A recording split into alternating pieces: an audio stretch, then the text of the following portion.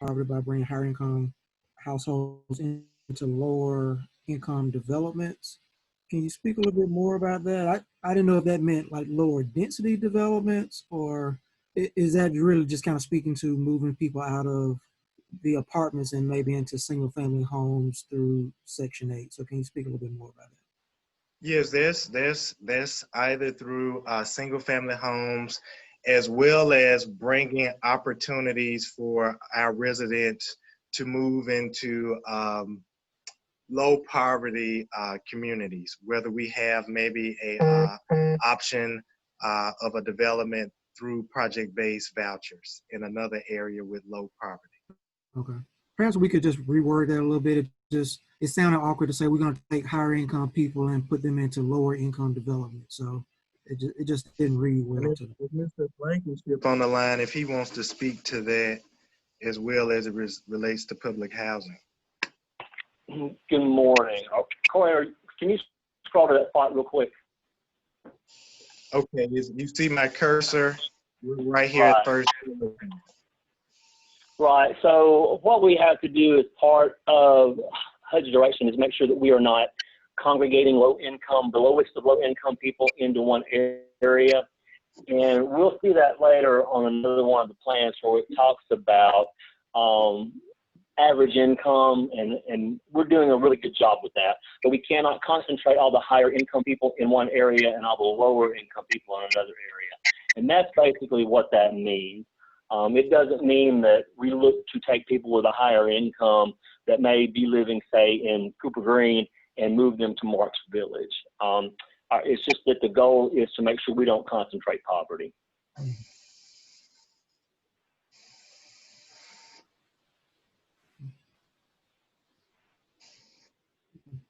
Okay.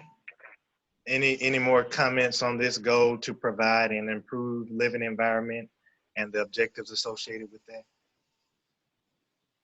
Okay, moving forward to page 4 of 13, our next PHA goal is to promote self-sufficiency and asset development of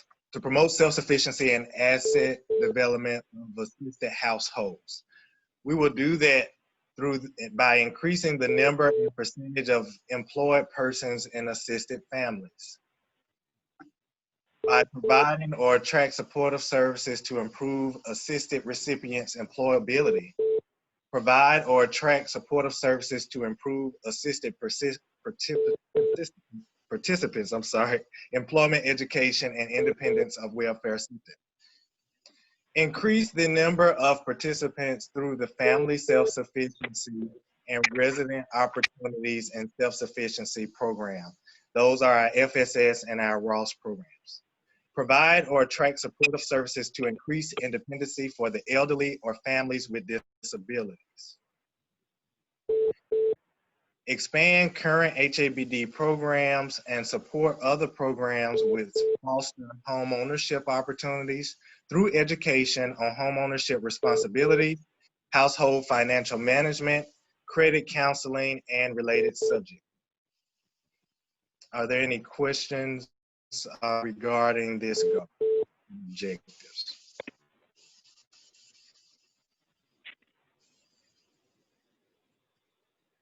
Okay. Next PHA goal is to ensure equal opportunity and affirmatively further fair housing objectives. And so we plan to do that by undertaking affirmative measures to ensure access to assisted housing, regardless of race, color, religion, national origin, sex, familial status, disability, sexual orientation, gender identity, and marital status.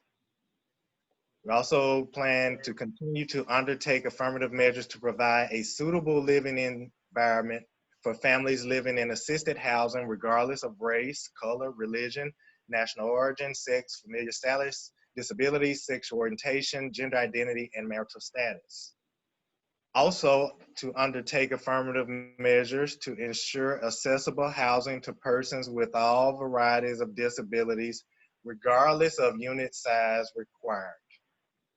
And lastly, under this goal, the last objective is to undertake affirmative measures to ensure access to assisted housing in a suitable living environment regardless of age.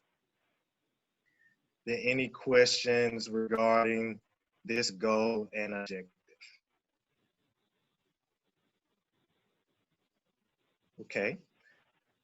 Next, here at the bottom of page 4 of 13, the PH goal reads, take a leadership role in the creation of significant additional organizational capacity to provide and maintain quality affordable housing in Birmingham and the region.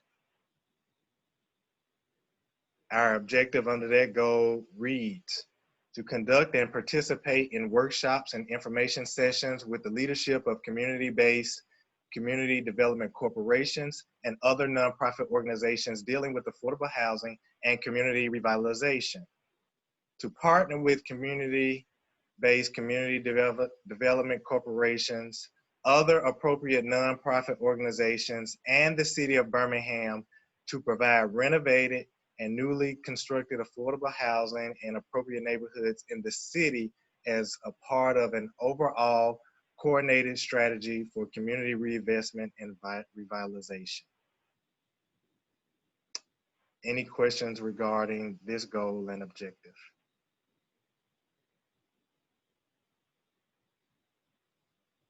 Our next PHA goal is to increase the public awareness of HABD's resources and programs that are offered to assist in improving the lives of residents. Those objectives include create a public quarterly newsletter highlighting the latest HABD affordable housing initiatives, residents' accomplishments, self-sufficiency goals, HABD housing redevelopments and improvements. The newsletter will be emailed or mailed to media, residents, stakeholders, elected officials, HUD, etc.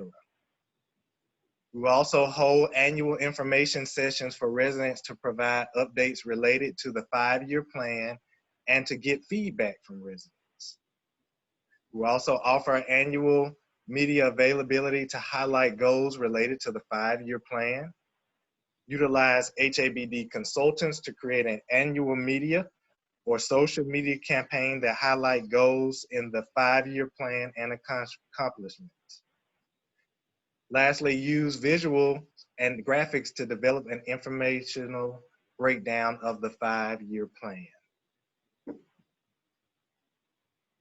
I believe this is our last goal here at the bottom of page 5 of 13. And the PHA goal is to leverage public/private partnerships for the advancement of equitable and affordable housing. We would do that by identifying funding opportunities and grants with high returns, assess agency real estate assets to identify opportunities for partnerships, and collaborate with local organizations and government entities. So that completes our 5-year goals and objectives as stated on this draft. And I will go back to you all commissioners if you have any comments regarding these 5-year goals. I can start if nobody else wants to hop in. Yeah, go ahead. Okay. One, I appreciate and applaud everybody at the HABD and the staff there for all of the hard work I know that it took to put this together, particularly in the circumstances that we find ourselves in. So I just want to applaud you guys and thank you for that. To follow up on a couple of things that I think we noted in our previous meeting about this, which I think the summary has been circulated. I'm still a little concerned about the lack of objective metrics in this plan. I understand that we're going to, and you guys, and we'll get into this later, I assume, but you have tied it into some goal tracking and some annual strategic plans that I think we can further get into the details. But I am concerned that so many of these goals, there's really no way to process whether or not we've succeeded in accomplishing them, because, you know, increasing, say, you know, a certain,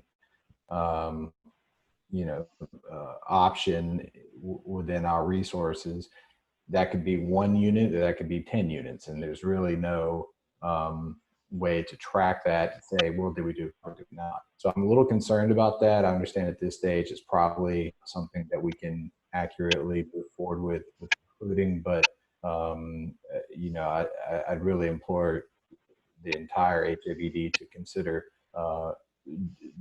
putting that into our focus for the next 5-year plan, and certainly within our 1-year plans to have some real ways we can monitor and track the success of these initiatives. Just a couple of minor things. Just from a formatting standpoint, I think, you know, we need to kind of clean this up a little bit. I've noticed a few typos, and it looks like certain things kind of were cut and pasted with different formatting issues. So if it's going to be a public document, I would like it to be, you know, finalized in a formatting capacity. And then in that same vein, I think if we could number these goals and then create a, I don't know if it's like A through D list or something like that, so that when we then tie these to some goal tracking platforms, whether it's an Excel sheet or whatever we do down the road, I think that would help. So we can say, how are we doing on goal 3? And then let's look at, you know, objectives A through D within goal 3. And I think, because right now, you know, we're even talking about it over in this sort of format, it's difficult for people to say, well, which goal are we talking about? Because we're just kind of referring to this goal or that goal. So I think just a numbering system would help us better monitor these. So those are my brief comments. I think overall, I can't disagree with any of the you know, vision of what you put together. And so I think that's something that we should all be proud of. But, you know, down the road, I really would like to see some more objective criteria in this. Thank you, Commissioner. And we are working on the strategic addendum. A draft was sent to the board to review, and that strategic plan, we hope, will have more quantitative and more measurables inside that plan that will assist in guiding the agency. And also, we'll definitely take those comments about cleaning up the document as well as numbering the goals. And also, Commissioner, I want to also add that once we get into our annual plan, the annual plan will outline where we are, revise some of the goals that we've set, and also add new goals. So you'll see a more streamlined document when we get to the annual plan. We'll kind of outline where we are and where we're going at that point. And each year would update where we are with those goals until we get to that final 5th year. And I also want to add that we also sent emailed the board the goal tracker, which is a draft that we're working through. And as we begin to have these quantitative goals developed, they can be tracked on that Excel sheet. And also we have the goals listed for each kind of department or division. And you'll be able to click on those tabs and see the respective departments and divisions goals. So we hope that that's a better view for you all. And if you have any comments on that, we welcome those comments as well. And I thought the goal tracker was a great addition to the packet you sent. And hopefully, again, that kind of numbering system can kind of help us tie back into this. I think that will be good. Okay. Yes, definitely. Yeah, I agree, and I really do appreciate the effort that's going into where we've been, and also responding to some of the requests that we made on our last call. And you know, to put a final point on that, Mr. Starworth, I appreciate the Excel spreadsheet. I definitely think this is a step in the right direction, and just making sure that for each of the goals that we have, you know, in our plan, we can say we want to increase this factor, you know, from X to Y by a certain time. And so having that baseline data, like you mentioned, Ms. Foster, I think is going to be really important to make sure we know where we are right now. And for each quarter, each year, we can understand what progress is being made. I think that's going to give a lot of direction, not only to us as board members, but I think also to the staff members to know where we are and how much progress we're actually making. Because I know we're doing extra work, but actually being able to document that and quantify that on an ongoing basis, I think it's important to the future of the agency.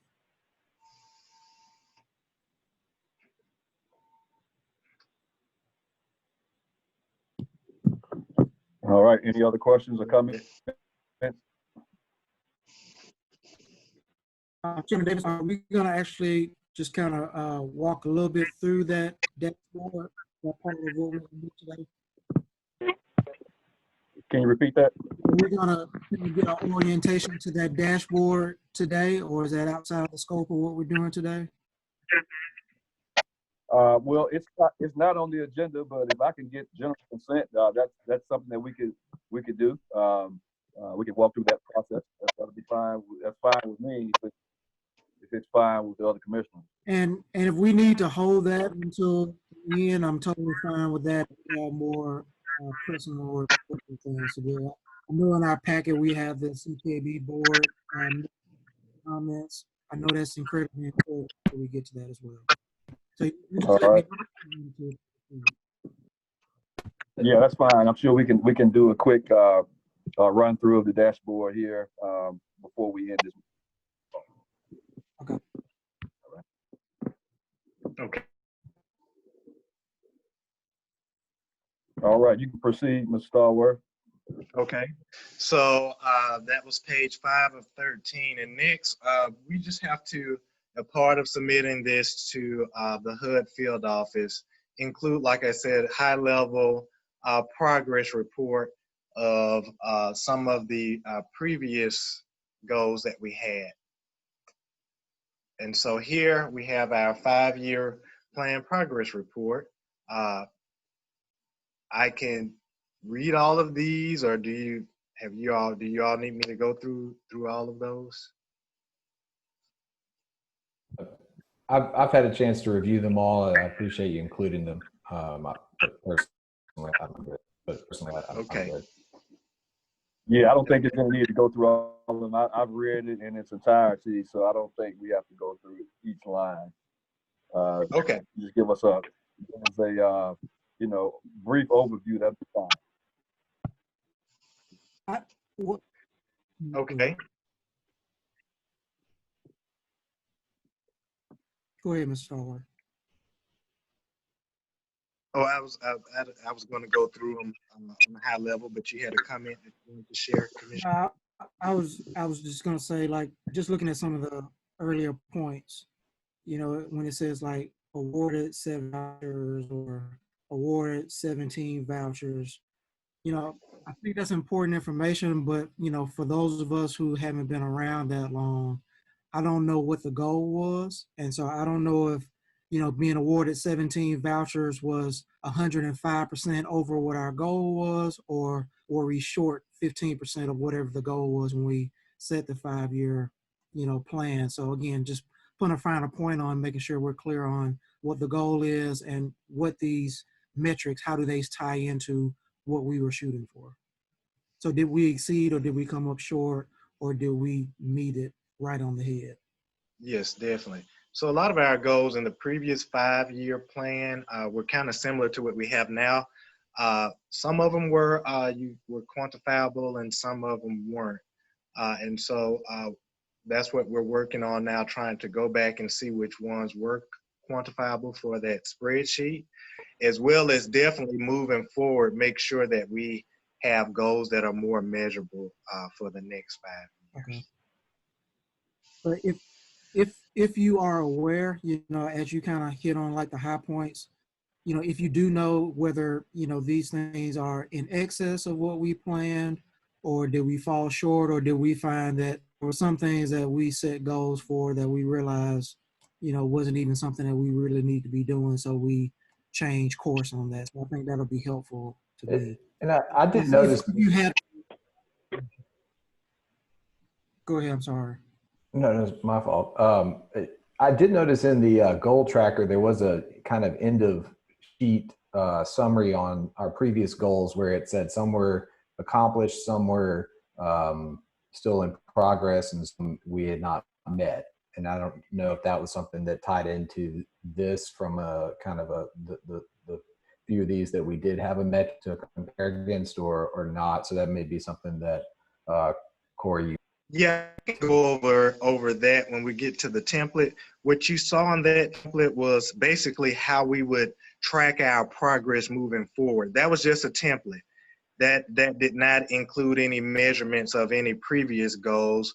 Just wanted to give the board a template of how we would track moving forward from this point on. And that way, if we didn't complete a certain goal, it would tie in to the goals on that spreadsheet. And you'll be able to see which ones we didn't complete and which ones are in progress and things of that nature.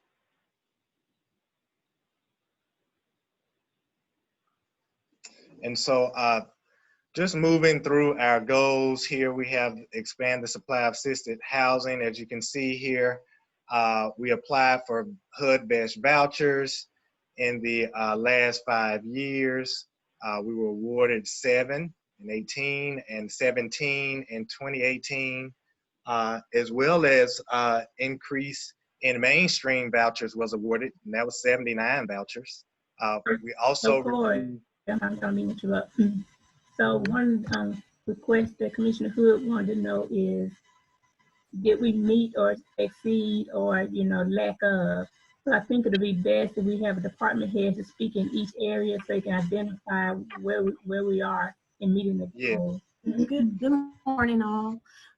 So as it relates to the vouchers that we are received in those respective years, these are grants that we apply for. So most of the time with vouchers that we apply for, there's already a maximum that you can receive.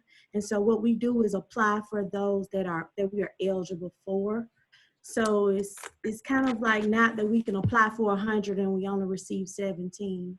So especially for the HUD-VASH vouchers, HUD gives us a maximum number that we can apply for. So for example, in the bullet where it says we applied for 7 and we received 7, they sent us a letter and said you can receive up to 7 for that year. And what we have to do for HUD-VASH program, we have to consult with our local VA-MC, which is the Birmingham VA department. And we have to come to an agreement that we want to apply for the maximum amount, but will you guys accept them, because they have to continue to give them case management. And each of the times that we have applied, they have agreed to that max amount. So all of those with HUD-VASH, that is the maximum amount that they said that we were eligible for, because our HUD-VASH program is the largest. And so they don't want it to be too expensive. So that's how that goes. And as far as our like our FYI program and things like that, all those numbers are the maximum numbers that you can kind of qualify for. I'll try or attempt to put goals in, but sometimes I guess moving forward, I'll have to put a note or something saying that this is the max amount that we were eligible to apply for.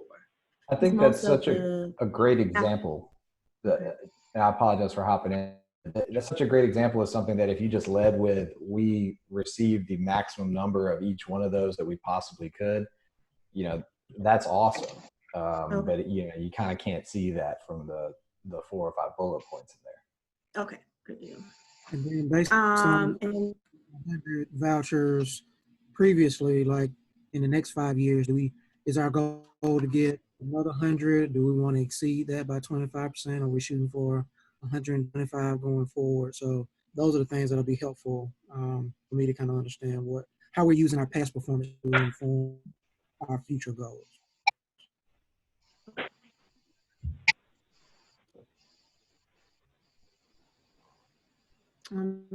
I think that's it for me on my end. Okay, I think next is a goal for real estate development. In the summer of 2018, HABD acquired the Farrington's apartment, consisted of 104 PBR units. And so this was a part of our goal to increase the supply of assisted housing. As I stated in the last 5 years, I don't think we had a number on how many we would increase that by. Okay.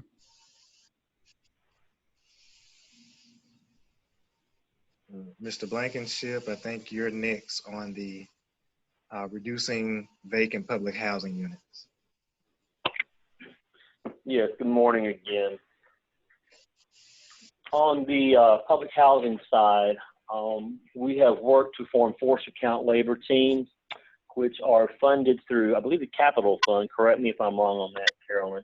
And that allows us basically to come in and do some heavy lifting on units that we are turning. An example of that would be the work we're doing at Morton Simpson, where we are moving gas lines and water lines and doing some different work in there to make those units more livable and bring them more up to a standard code. We were able to do that with our own people as opposed to putting that out to a contractor, which is saving us some money on that. Also, the application process, as you know, last year we removed that from each individual site to the centralized location there at the McCoy building. This has helped to ensure maximum application processing and occupancy efforts. It has also helped to ensure that we are in line with all federal fair housing guidelines to ensure we don't have multiple sites doing multiple different things. Additionally, as far as it goes with adjusted occupancy, we have made a big push to hold the asset managers accountable yearly with part of their goals with their occupancy numbers. And we closed out the 2019 fiscal year with an adjusted occupancy of 99.74%. I believe we may have had 2 vacant units that ended up getting us right at the very last year.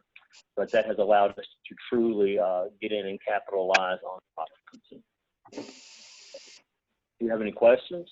Yeah, less of a question and just more of a point. So, you know, looking at the spreadsheet that was included in one of the other documents, you know, it's clear that we are maintaining in excess of a 95% occupancy rate, you know, in our properties. And here we have almost 100%. So what does it mean in our next 5 years when we say we want to reduce vacancy rates? Like, you know, we only have 0.26% of flexibility and vacancy because it doesn't even seem like that's an issue there. So just wondering, how does that inform our goals around our vacancy rate going forward? That's an excellent question. I believe probably we need to look at rewording that to instead of increasing, but to maintain. Looks like a thing we need to adjust here on the report for that. Previously, in previous years, we were not so fortunate with big numbers like that. But in the last 2 or 3 years, we've done very well with that. Mm-hmm. But I can agree on that. Absolutely, we can change that from increase to maintain. Sure. And maybe some of this, if we're maximizing occupancy, then we can just shift to, you know, when we're refreshing our properties, or like I said, when we're turning them around, when people moving out, just increasing the quality and the resident satisfaction with the units that we have. Maybe we just put more emphasis there. Okay. Yeah. Dr. Hood, if I could just chime in real quick. Mm-hmm. I think one thing that would be helpful with the occupancy piece is, I think, correct me if I'm wrong, staff, but the HUD goal is 97% occupancy. That's the goal for each housing authority, 97% occupancy. So Dr. Hood, even if we're at 95, 96%, that's still really good, but that's not the goal that HUD has given us as far as a goal. The goal through HUD is 97%. Yeah. So we probably just want to quantify that to say, you know, our 5-year goal is to maintain a 98.5% or whatever that metric is. Let's go look at what that metric is. Right. The other thing that I would like to point out is, as far as the cyclical maintenance piece, I do think we need to put some type of number on that goal. You know, for example, let's say if we want to do, you know, the goal is to do 50 units or 40 units within a certain year. I think we do need to put a number on that, on the deferred maintenance piece. So I definitely think that would be helpful to make sure that we do have a quantifiable number on the amount of units that we plan on maintaining throughout a particular year. Okay. Excellent. We'll gladly do that. All right, you can proceed. Okay. Kanji, I think this next goal is associated with assisted housing, the progress.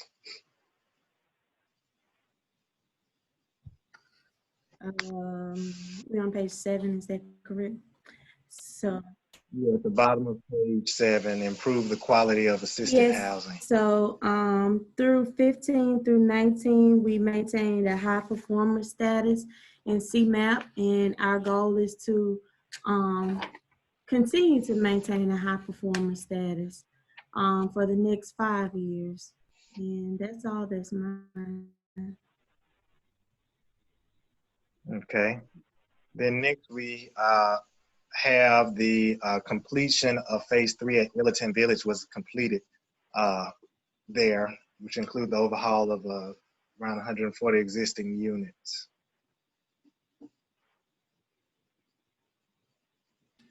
I know a couple of meetings ago, the I forget her name. She was the president, I think, of the Elton Village Council. She was requesting what sounded like to me some type of schedule as to when repairs will be made at both her community as well as other communities. I don't know if we actually have a spreadsheet or something like that where we actually show, each one of our communities once this time has been renovated and like what's the plan going forward for each community and whatever renovations we're going to make to them. Do y'all remember that conversation? I guess it may have been back in the January. Yeah. Yeah, that was Miss Body from Milton Village. That's right. That's right. Yeah, so she wanted to, Miss Body wanted to know when the completion of You muted, Corey. had been renovated or revitalized. And so that's an excellent comment, Commissioner. And we are actually working on that. We do have a listing for all of our sites, assessments of improvements that need to be done through our physical needs assessments that we have on each site. But a part of the goal for the strategic plan is to have, just as you said, kind of like a schedule or kind of like a flow of sites, when they'll be redeveloped, and what that will entail.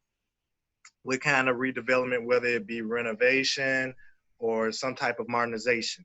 And so we are working to include that in the strategic plan addendum. I kind of highlighted one that includes some of our modernization and redevelopments plans over maybe the next 2 years, but that's something that we want to work to extend for the next 5 years and definitely have as a part of this 5-year plan moving forward. And also, Commissioner Hood, what we do have in place is you call an action plan, and that action plan is tied to our funding. And so it kind of, you have to quantify, how many units for each year that you will be, renovating or whatever activity we have going on in that community. We have to outline that in that action plan so we can use information from that to put into this template that Corey is speaking about. Perfect. Thank you.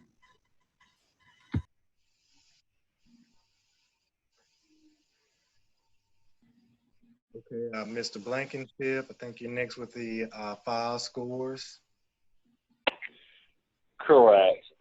Looking on the sheet there, the first thing we have on there, we successfully ended the 2019 fiscal year with making some great strides in the file scores, which is the physical assessment of the properties.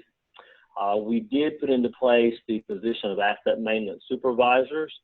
They help to carry out the preventative maintenance plans on site and help to maximize the REACT scores throughout the portfolio, with the REACT scores being the physical inspection scores that the physical inspections that are completed by HUD yearly.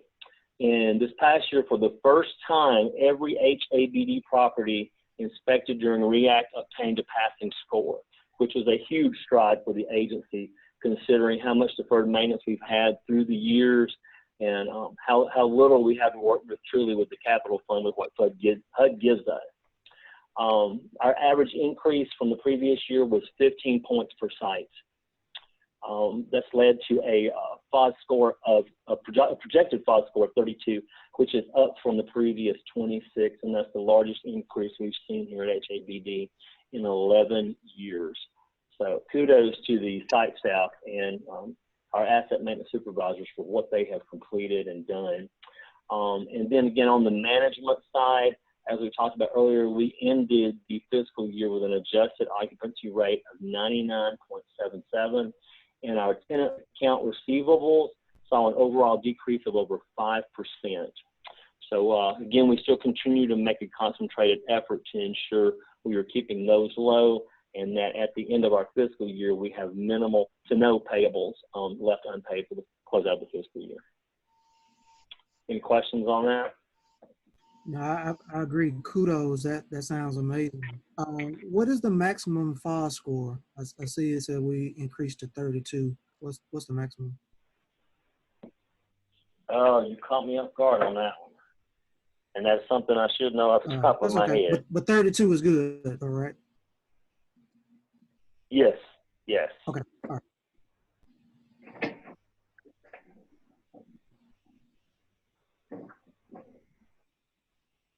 Okay, so next we have increased assisted housing choices.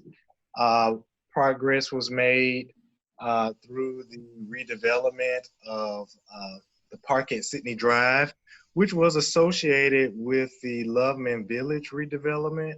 I do think that there was an amendment with that redevelopment because there was initially more units to be on site, but the decision was made to deconcentrate the site and build units at an off-site location, which is now the park at Sydney Drive. Next, we have the completion of 100 units at the first phase of Loveman Village, the villas at Titusville.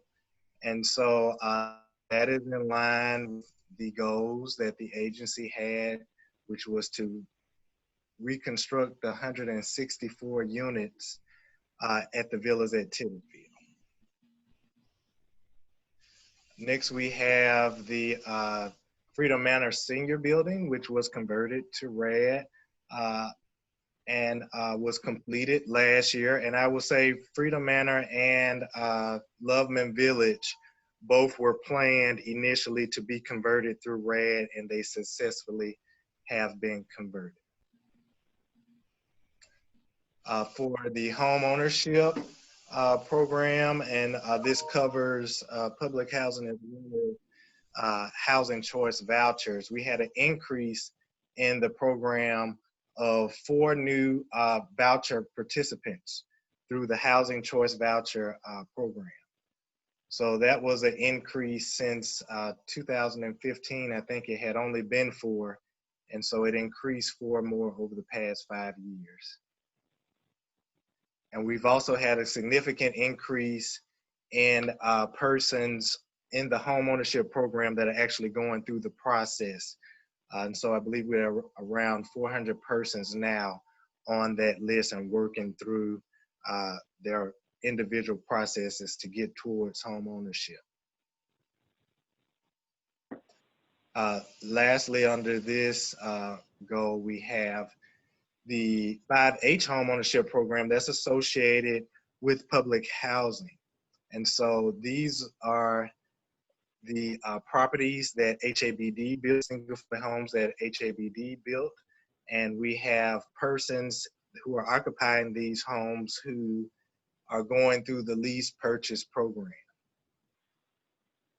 So we have 59 families who have purchased a home since 2015. And out of that 59, there are 30 who are currently utilizing the lease purchase option under the program. And last year, which is not on here, we did have 1 participant through the redevelopment of Loveman Village who chose to purchase one of the homes that HABD built. So that was a public housing participant who became a homeowner, I'm sorry, last year. Our next goal is to provide an improved living environment. And so we did that by implementing the EPC contract with Amoresco, which started in early 2015. We did amend that program. Originally, it was for pretty much the entire portfolio, but we reduced it to only include around about 13 different sites that have different measures at the respective sites. And so those measures included new shower heads, aerators, low flow toilets, interior LED lighting, and exterior weatherization. Next, we have the 5-year cyclical painting program, and I will defer that to I guess Mr. McLaurin, if you want to give an update on how many we have complete to date. Good morning. Once again. Can you hear me, Corey? Can y'all hear me? Yes. Good morning, Commissioner. Good morning, we hear you. To date, we completed right about around 74 apartments total. And of course, this cyclical painting is a bit of a challenge, being that we're doing it in occupied units. And some residents have refused altogether to do it. But we're averaging about 6 units per month when we're allowed to go in them. And that we're doing that with a third-party outside contractor, and we're still moving forward with it. It's just that it is a bit of a challenge to complete this work, and it's time-consuming because in some cases we have to move a lot of the contents out of the units just so we can paint the wall space and the ceiling area. Thank you, Mr. McLaurin. Any comments? So now I think our next goes, where we do have the exterior surveillance camera and license plate reader system at Southtown Court. And so that was a pilot that we implemented to explore the feasibility of doing a larger portfolio-wide camera surveillance system. And so right now we are still in the process of setting up a meeting so that we can talk to the CPAB and other residents about this pilot program. But we initiated that last year. And I will deviate to Mr. Foreman, if you're on the line, to discuss the public safety progress here. Good morning, everyone. Yes, when it comes to public safety, the camera system that has been installed at Southtown, it has been a great advantage, in many ways when we've had major incidents that happen, to help the investigators to locate individuals in a short time as well. And that has been working pretty good. As Mr. Stallworth said, we are looking forward to speaking with the CPAB in reference to adding cameras at other locations as well. Also, when it comes to public safety, we have security tenants at Collegeville and North Birmingham, a day shift, and we also have implemented a HABD anonymous tip line. We're getting approximately at least 1 to 2 tips a week, and those have included drugs, policy violations, and that information is kept anonymous and passed on to the individuals that may need, if it is drugs, is passed on to Birmingham Police. Firearms policy, taught classes at all the sites in reference to the firearms policy. That was to promote safety across the board at HABD communities. Thank you, Mr. Foreman. Next, we have progress related to promoting self-sufficiency and asset development of assisted households. So I think Ms. Foster, this is the FSS program. Yes, so the Family Self-Sufficiency and the Ross program are both grant-funded programs. And so we have requirements to at least each coordinator has to have at least 25 participants in the program. So I must say that we've always exceeded that number, which we have a total of 7 coordinators, and for each one to be mandated to have 25 in their caseload, and that's a total of 175. So I'd say as of 2019, that number has increased to almost 500. So we have super exceeded that number, and we always met the requirement because you have to we have to apply for this grant every year. So you have to at least meet the HUD requirements to receive the grant. And so we've been very successful in in meeting those goals and exceeding those goals. And as far as our graduates, excuse me, the FSS graduate numbers continue to grow, and we will include each year how many graduates we had and what we exceeded to this point. So that's where we are with the FSS and Ross programs.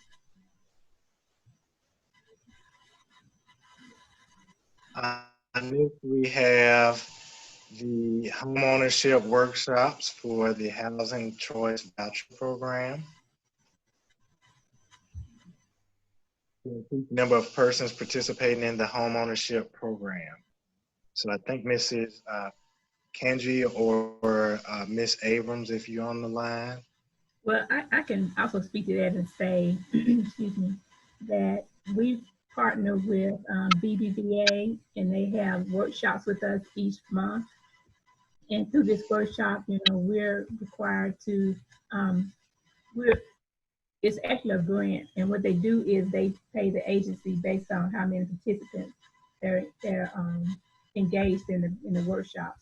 So I think that's an incentive for agency, as well as having incentives for the participants that participate, because they get gifts. And I mean, when I say gifts, they give away furniture,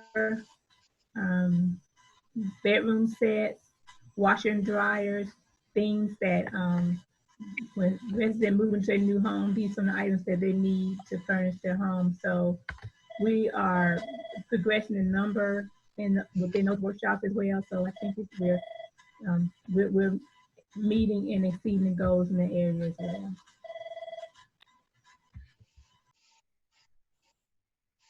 Okay, lastly, we have to take a role in the creation of significant additional organizational capacity. So here we have, in the summer of 2019, HABD gained capacity to serve as manager for the Tuxedo Terrace site, which is one of our tax credit properties. And so that's one of our goals, is to move forward and to be able to take on that management capacity for other LIHTC sites that we have in the future, such as Farrington and Southtown redevelopment in the future as well. So I believe that ends our updates on the progress towards our goals over the last 5 years. Commissioner, are there any comments?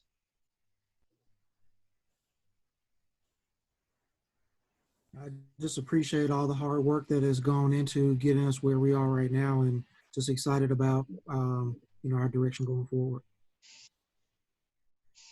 Thank you, and we thank you all definitely for the recommendations and feedback that have been given towards us thus far.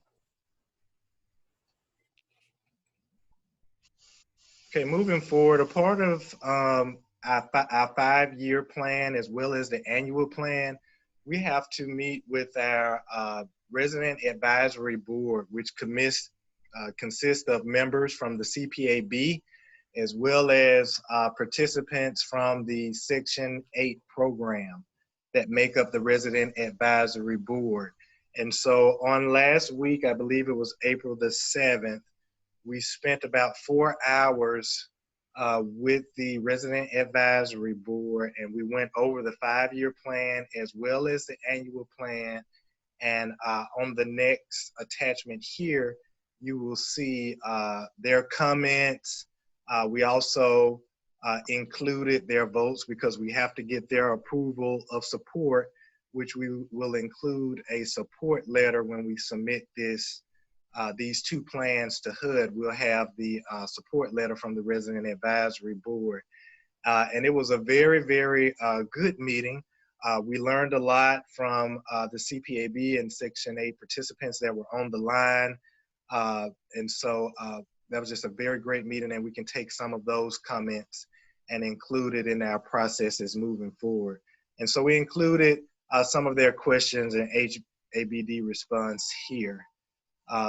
We did talk a lot about being transparent and improving communication with the CPAB and Section 8 residents. And so that's something we plan to make sure that we implement moving forward, and having more meetings with the CPAB with various departments and their initiatives before they're finalized, so that we can ensure that we are doing things that are in the best interest of our residents. And so this is just an overview of the comments that we get from the CPAB. And we did get approval to move forward with the support of the 5-year and the annual plan. Mr. Stallworth, did we get any comments from RAB too? Say it again. I see that there are the CPAB comments. Were there RAB comments as well? Yes, the RAB consists of the CPAB and Section 8 residents.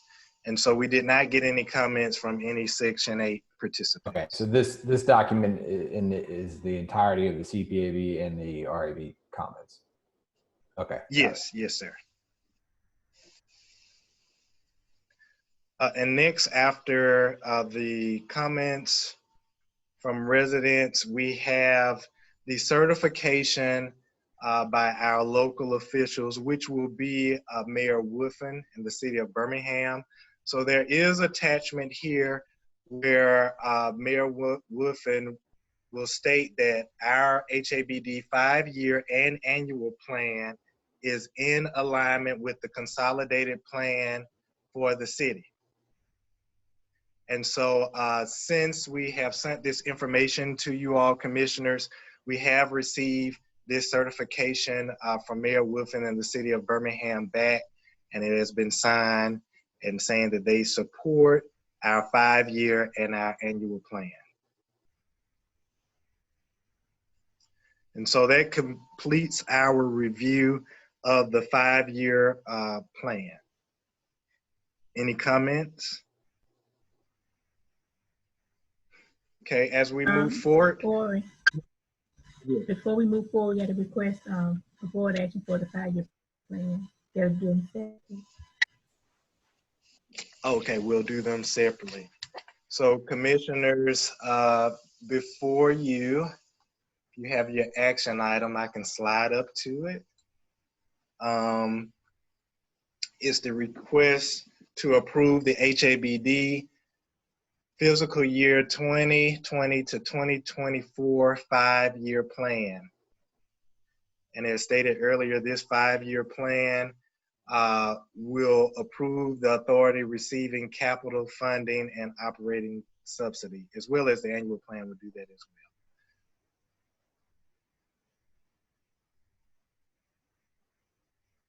well. Yeah, so what you're saying is that we need to vote on the 5-year plan before you give us a presentation on the annual plan? Yes, sir. It's a separate document, so they have to have 2 different resolutions for each one. I mean, if you want to wait to the very end and do a request for both of them, we can do that. But we just wanted to make sure we kept them separate. Well, that's fine. I know in the past what we've done is before we voted, we we've opened the floor up to any citizen that wanted to speak to this. This is a public hearing, and I can't recall that we've actually voted. I could be wrong. We actually voted during a public hearing, which I'm not saying that we can't do that, but I think the normal process is in the past is that we would have the public hearing and then to vote on it at the next board meeting. Is that to my recollection, or am I wrong? But we have done it both ways, depending on time. But, it's the discretion of the board. Mr. Chair, don't we have to submit it by the 17th? Correct. I would suggest we go ahead and vote on it then, so that there's time to perform any final revisions and submit it. Okay. Well, we cannot vote on it until we give the public an opportunity to speak to it. We have to open the floor for the Yes, public sir, that's hearing. correct. So this is a public hearing for the HABD's 5-year plan and annual plan. 5-year plan from years 20 to 24 and annual plan 2020-21. If there's anyone from the public that would like to speak for or against this 5-year plan and annual plan, the time to do so is now.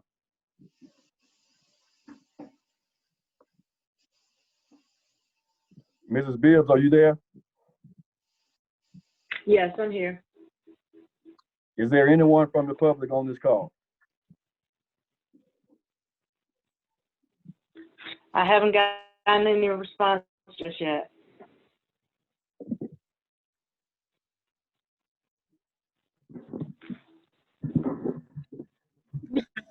All right, so we Lorraine can also speak to that if he allowed any other public in on the conference. Yeah, I'm not sure if anyone from the public is on the call or not, because there are several different telephone numbers that I'm not sure whose number they were.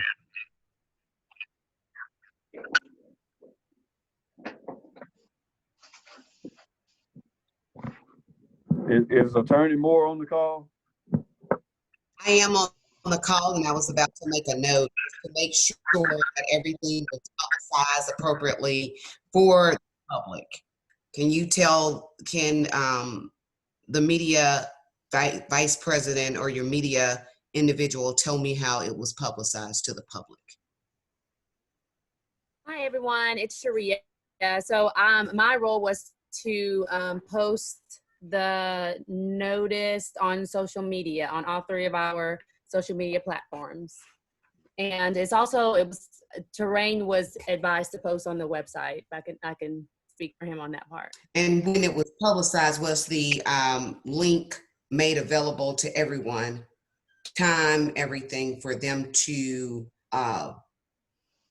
become a part of it? Was the link made available? So on the notice on our social media, the language was that the meeting would be held Zoom, and that Zoom link will be provided on our website. Okay, was it provided?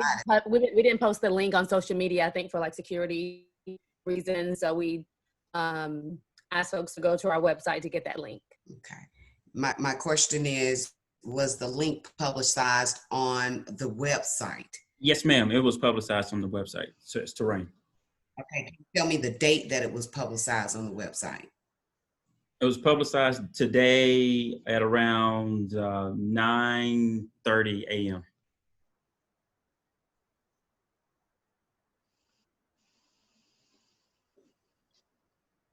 Did the website tell the individuals that it would be publicized? Because normally the link should have been publicized on the website prior to 30 minutes before the meeting. I have a concern that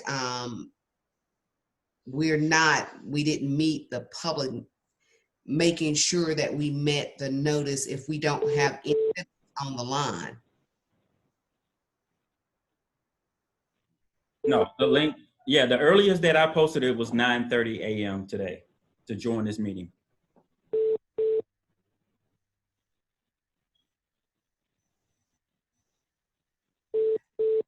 I mean, for the board, for this meeting altogether, On the normal board listening, there was a board listening on the normal listing where it says anyone that wants to, that this board meeting will be today at 10 o'clock via Zoom.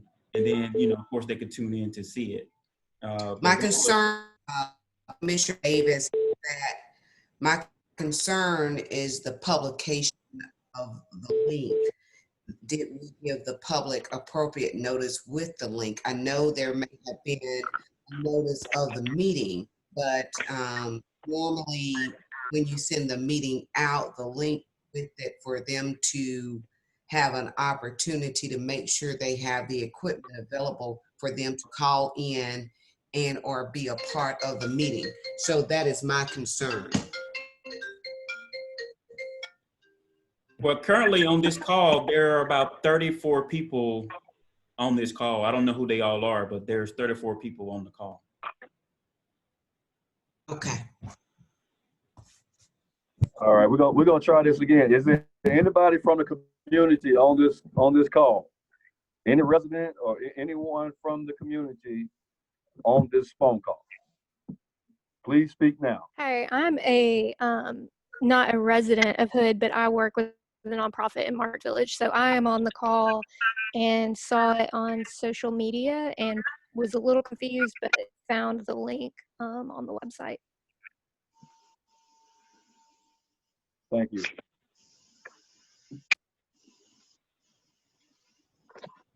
And would you like to speak to this for or against this plan, or would you like to add any comments to this plan? I don't have anything to say for or against it, but going back to the question earlier that Dr. Hood posed about the FOS scoring, I was looking that up and found a document about how that is scored.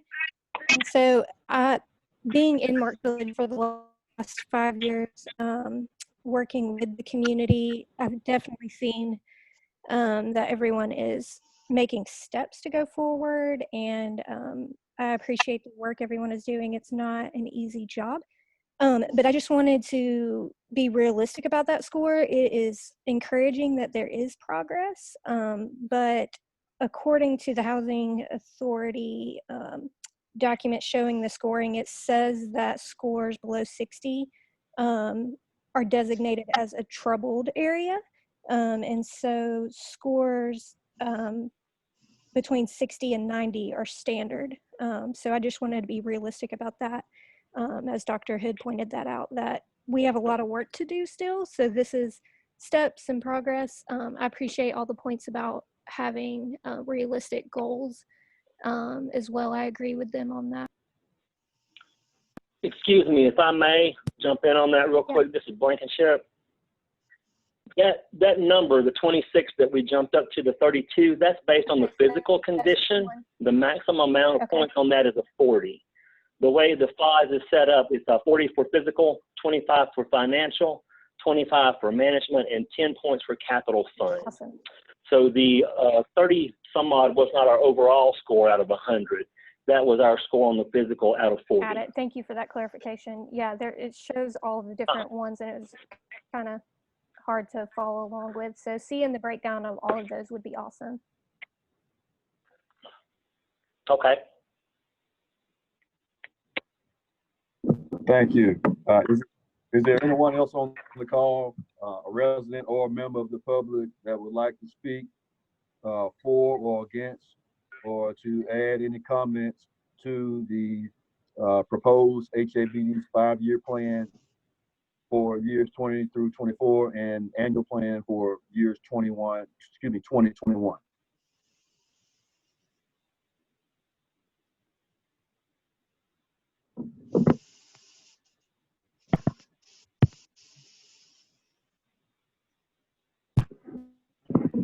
Attorney Moore, you still there? I am. I was just trying to look at the, which I, just making sure proper notification was out prior to your, anyone making a motion to vote for the plan. I am still very concerned. I don't see that there is an actual time frame that that should be given. I do have, just want to concern that we didn't put the link. Attorney Moore, I think if you look at the COVID-19 FAQs that HUD published, there is no guidance as to when that link has to be. I know.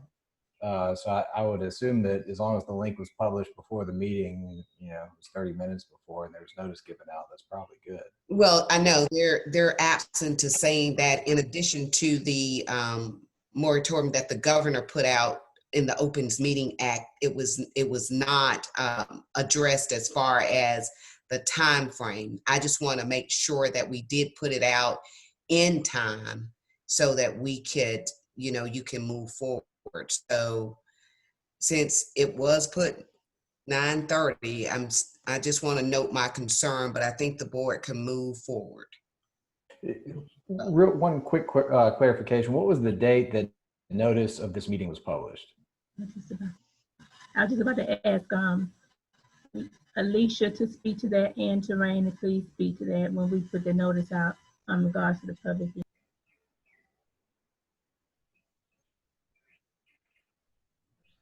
Let me check my email to see, hold on one second, to see when Alicia sent it to me. It will have been posted to our website on the same day. Yes, the notice went out on April the 6th. So on our website, our social media and emails, we published notice of this meeting on April 6th, correct? No, on the website, it goes up at least 10 to 7 business days before the meeting. So it went up on the website on April the 6th. Okay, when did it go out on the email and social media? April. So for social media, yeah, for social media, it was posted on Friday, this past Friday morning. And normally you post for meetings how far in advance? 7 days? 7 to 10. Usually I try to do 10. So on the website, it was posted on April 6th. On social media, right, and it was posted on April 10th. And then yeah. was it emailed out to on April 6th?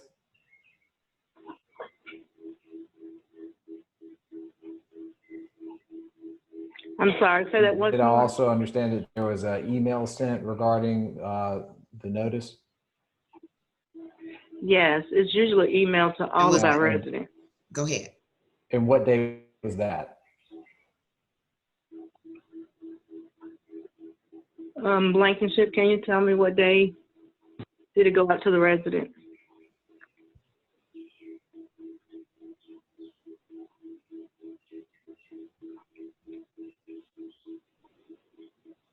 Or Mr. Turner?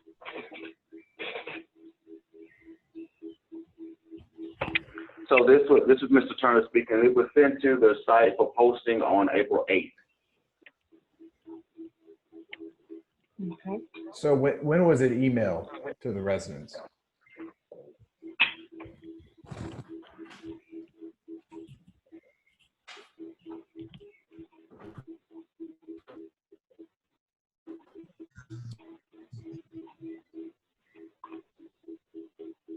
Blankenship or Turner? So when the notices were sent out, they're emailed to the management staff, and what they do is post it at the management offices. So it's not sent to individual emails to each resident. So do we know what date it was actually posted in the offices? April 8th. So we only had notification of 4 days.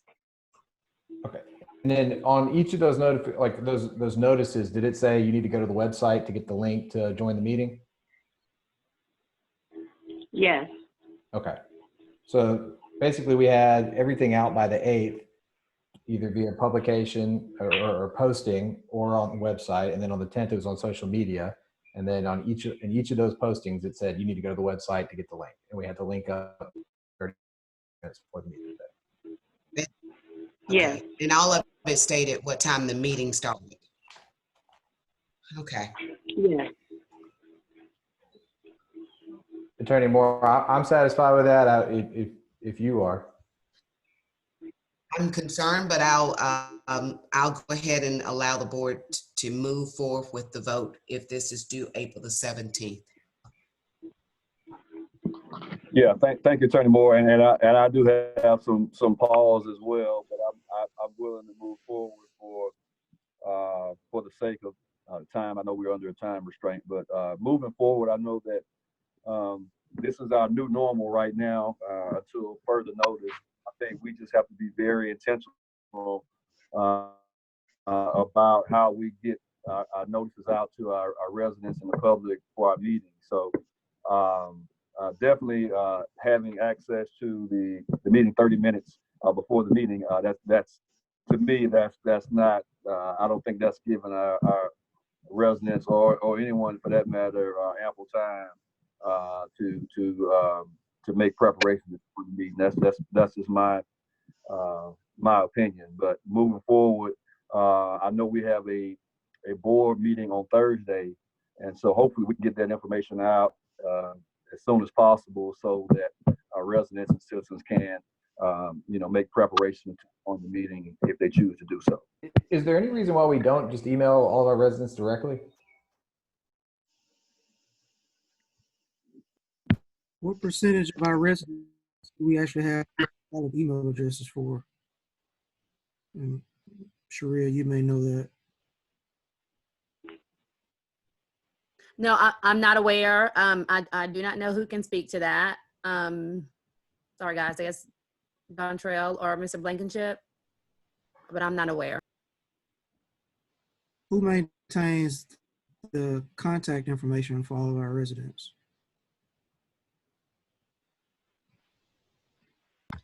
Housing operations, the property managers ensure that the information is in our system, and that's what most of us go in and pull information.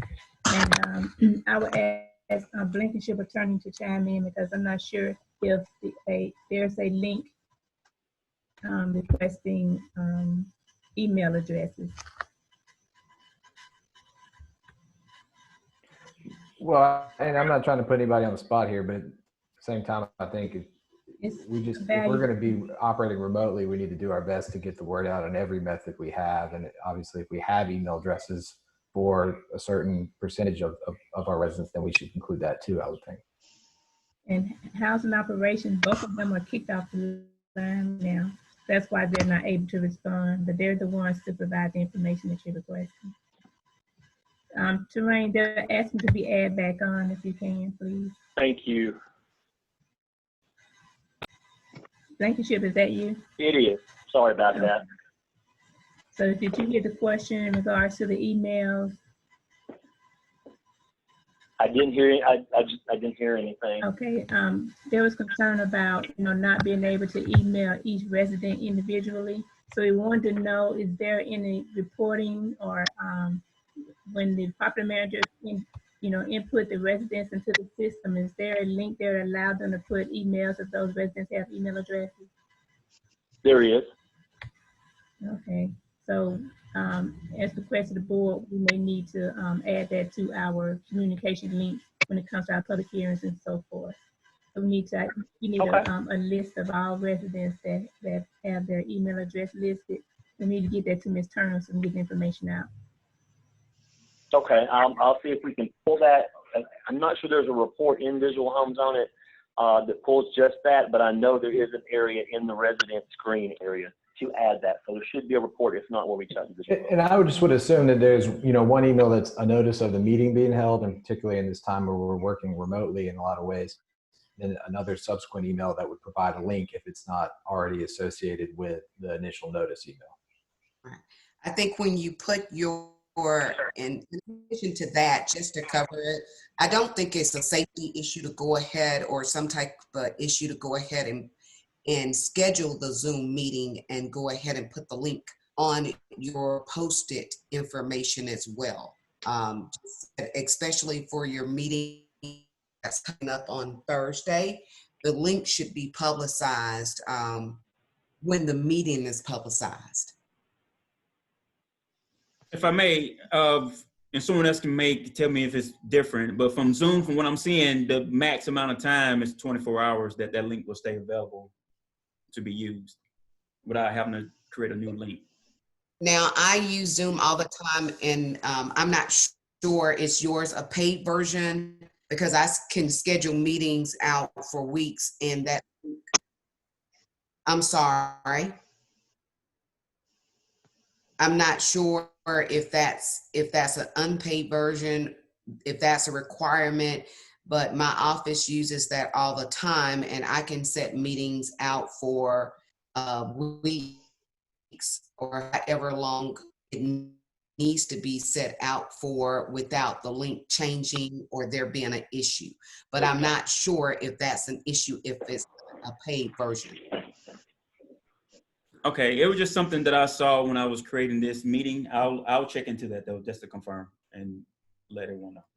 I know that I never have issues with that when using this particular platform. Okay. Good morning, this is Ms. Jefferson Mitchell. I'll work with Terrain on that. There is a way we work, we do it now with the homeschooling for my son, and they do set them out. They do set the login out, you know, very early.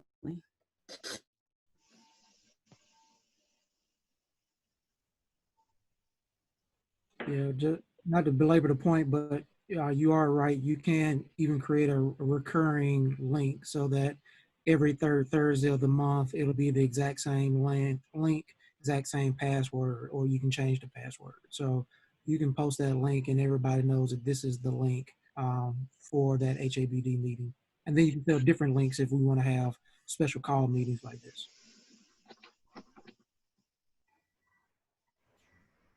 And guys, we're gonna stick to emailing the link and just putting it on the website. Is that correct? Or you guys want me to share that? You do want me to share that link on social media? You can share the link on social media as well. I mean, it's a public meeting, and you can put that link on social media.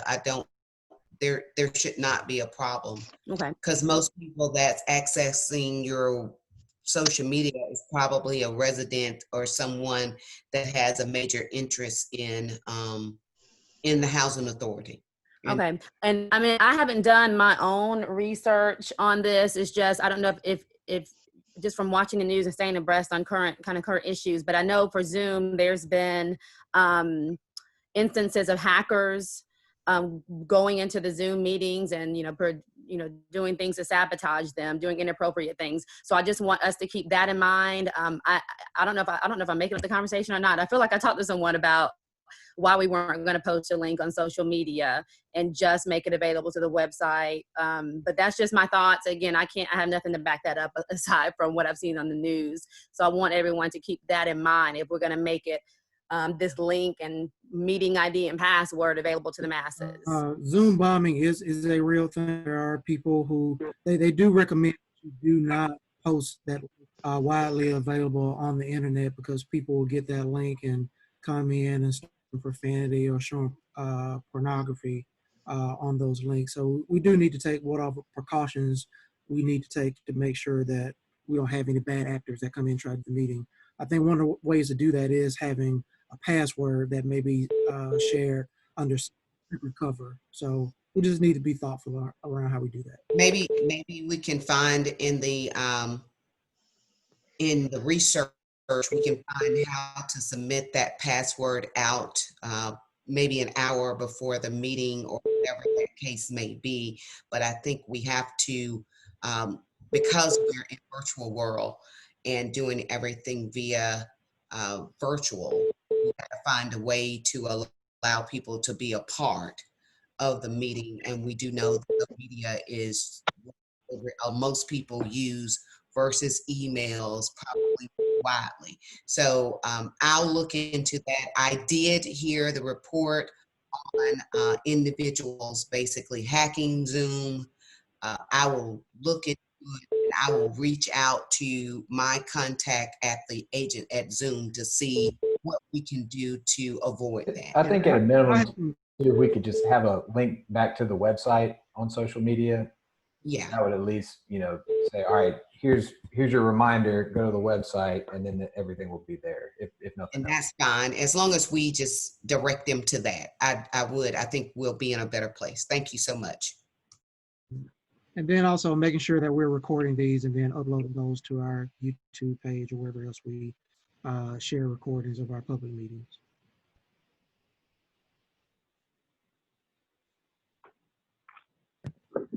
All right, so I think we do have clearance to move forward with a vote for the presentation of the HABD's 5-year plan. Before we go to a vote, I do have one concern about the 5-year plan, the annual plan. I did not see within the 5-year plan, and it may be to it in the annual plan, where we had specific language about workforce development. Can somebody speak to that? Yes, Mr. Chairman, this is Corey. We put that inside of the strategic addendum, which we want that to be an evolving strategic plan to guide the agency for the next 5 years. So we did put that proposal and how that would be set up in that strategic that you received. All right. Well, I guess that'll be fine. I just want to make sure that we're not placing that on the back burner. It's to me, it's one of the most important things that we could be doing right now is providing workforce development for our residents. You know, I'm looking in this 5-year plan, and we speak about home ownership. I see home ownership 4 or 5 times within this plan, and I don't know how you can afford to buy a house if you don't have a job or you're not gainfully employed. So I think we're putting too much emphasis on home ownership and not enough emphasis on obtaining a job. That's just my opinion, but I think that I have a solid basis to back that up, that you definitely need to be working toward some type of skill or trade, going to college or something of that nature, in order to make yourself become self-sufficient. So I just want to make sure we put the utmost priority on workforce development. I know that we've been doing some good work along those lines, but I just don't see it in this document. And I would definitely like for it to be memorialized and to make sure that we have some tracking methods to see where our residents are going as far as how many residents are moving toward their goal of obtaining a career. So I just want to make sure that I address that before we move forward with the. Yes, sir, and we're definitely very committed to that. Mrs. French, who leads Section 3, she put together an excellent overview of what our workforce development arm could look like. Ms. French, if you just want to kind of give a high level of what's included in the strategic addendum. Sure. Pretty much for the most part, we're wanting to look at moving the agency to a move to work agency, which pretty much puts language in there that we're putting requirements on our residents for those who can work to get some sort of some sort of training. We're trying to build careers, not just jobs. We definitely want our residents to work, but a lot of them are not working because of lack of training. A lot of them have a lack of desire to work. So we want to put together a plan to where the training, not only would they get training, we want to go through partnerships to where if you get training with UAB for, let's say it's phlebotomy, then once you get that training, we want to try to get partnerships to where UAB can offer jobs from the list of our residents who go through that training. Also, we want to utilize the Naomi H. Truman Scholarship Foundation with the workforce development, because Everything is not going to be free. We definitely want to offer those opportunities from the Scholarship Foundation to our residents. So pretty much moving our agency to a move to work agency is something that I think we should definitely look at, and putting that language in the 5-year plan to, you know, put some more requirements on our residents, the ones that are willing and able to work.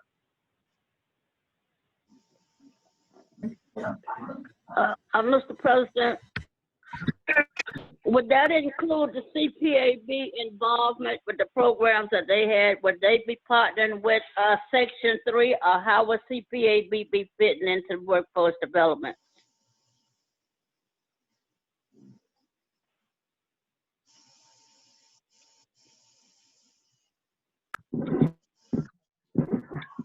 Hey, did you get that, Ms. Fred? I'm sorry. Did you hear the question from Mr. Oh, Lewis? yes, I'm sorry. She said she addressed it to the president. I'm sorry. Oh, okay. Well, I'm sorry, I didn't hear that. I mean, I can answer that. I would Yes, appreciate it. ma'am. Thank you. So that is a big part of it, because the CPAB, you guys do represent your communities. I don't know what type of plans you guys have for workforce development. We can definitely get together and talk about that in collaboration. On the Section 3 portion, we're wanting to implement workforce development with Section 3, because from the last 4 years doing Section 3, I have found that our residents are in desperate need of training. With the projects that we have coming up soon, there are going to be some opportunities for our residents, and it's been really tough trying to match residents with skilled labor opportunities. So yes, we can definitely work together to try to implement a great plan moving forward with workforce development. So what we'll do is we'll add an objective under our goal that states promote self-sufficiency and asset development of assisted housing. So we'll add that under that goal, Commissioner, to ensure that we're including workforce development in the goals and the 5-year plan. Thank you. Okay, thank you.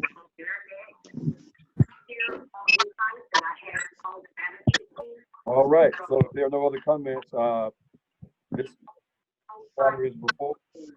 So if I could entertain a motion to accept the HABD's 5-year plan.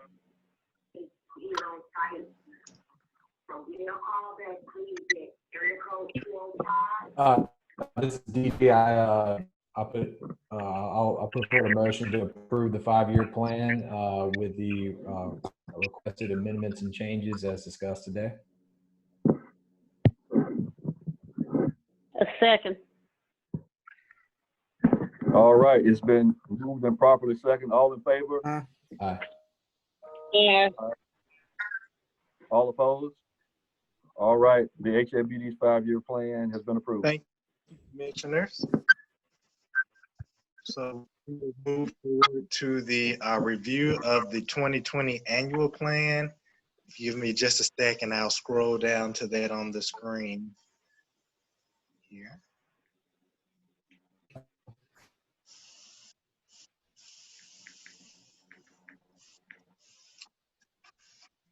Okay, so here we have the 2020 PHA annual plan.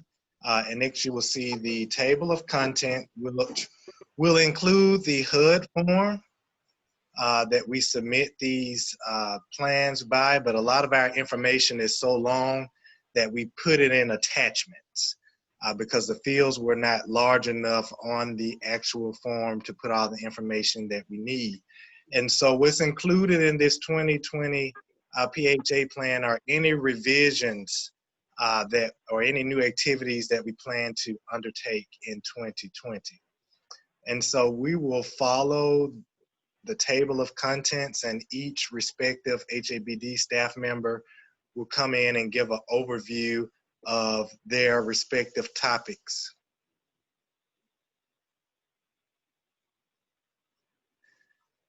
So our next page, this is the form once again, which has the elements that should be included. You see here B1, this is where we have to select if we have any changes to the PHA plan elements. We select yes or no here. Also, this B2 is where we select any new activities that we plan to include in the annual plan or any ongoing activities, especially as it relates to development. There may be some development activities that were not entirely complete in 2019 that are ongoing to the next year. We have our civil rights certification form. There's a question if there were any findings on a most recent audit there at B4, and that was a no. Also, we have a progress report, which we basically transported the same progress report to the annual plan as it discusses progress made in 2019. Resident comments as well, those comments were transported to the annual plan. B7, we have to have a certification, once again, from our local officials, and we have that from Mayor Wolfen. B8, if you're a troubled PHA, you have to provide a performance improvement plan or recovery plan, and so that does not apply to the Housing Authority of Birmingham District. We're not a troubled housing authority. And then lastly, you will see the statements of the capital fund for the next 5 years at the end of this document, which that capital fund can be amended and continue to evolve over the next 5 years. So that's the HUD submission form. And so now we will go directly by the table contents and go through each element. So once again, this is just an overview of the elements that are included in this year's plan, where you see a check by each topic. So first we have update regarding the deconcentration rule, which Mr. Blankenship will give an overview regarding this. All right. So first, let me say, Commissioner Hood, I want to revert back to your first comment earlier about the clarity on that one sentence. And reading over that, I can see how that can be misleading when what we're really looking at is income mixing, as it mentions in that second sentence. This kind of relates into that as well, what we're about to discuss. So we will go back and revise that sentence on that. I appreciate you looking at that. On the deconcentration rule, basically what that is, it requires public housing families to be housed in a manner that will prevent a concentration of poverty families and or a concentration of higher income families in any one development. Our goal is to have no less than 40% of our public housing inventory with families that have an income at or below 30% of the area median income. And we also want to ensure that we don't concentrate families with higher income levels. It's our goal not to house more than 60% of the units in any one development with families whose income exceeds 30% of the AMI. Every year we have to look at HUD's update of the median incomes in the area. In the 2019 HUD published median income for the Birmingham-Hoover area is $74,400. We have a typo on this one, need to address on that. Based on 30% of the HUD published area median income, $22,320, that would be the 30% threshold. And currently HABD has no site with average income at or above 30% of the area median income, as you can see in the table above, which breaks down the public housing communities by site. Do you have any questions on the deconcentration rule? Okay, seeing none. Furthermore, again, economic and social deconcentration pretty much covers the same thing we've discussed up there. Selection for housing would be made in a manner to avoid those concentrations, as we discussed before. And of course, we have our deconcentration and income mixing policies, which we go ahead and we're in our right with that. The flat rents, we'll cover those a little more in depth on attachment C in a few minutes later on down. But the HABD is required to establish flat rents per bedroom size based on 80% of the fair market rent in the Birmingham-Hoover area. The agency began applying the flat rent policy in October 2014 as mandated by directive from then President Barack Obama. Any questions on that right now? Okay.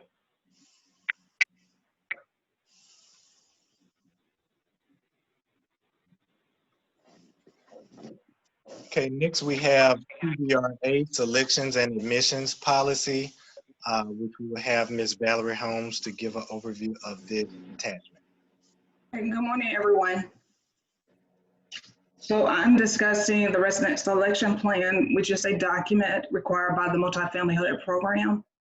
And basically it describes which will accept applicants into this program. This plan was discussed and approved in our February board meeting. I think you all have a copy. So if you have any questions, please let me know.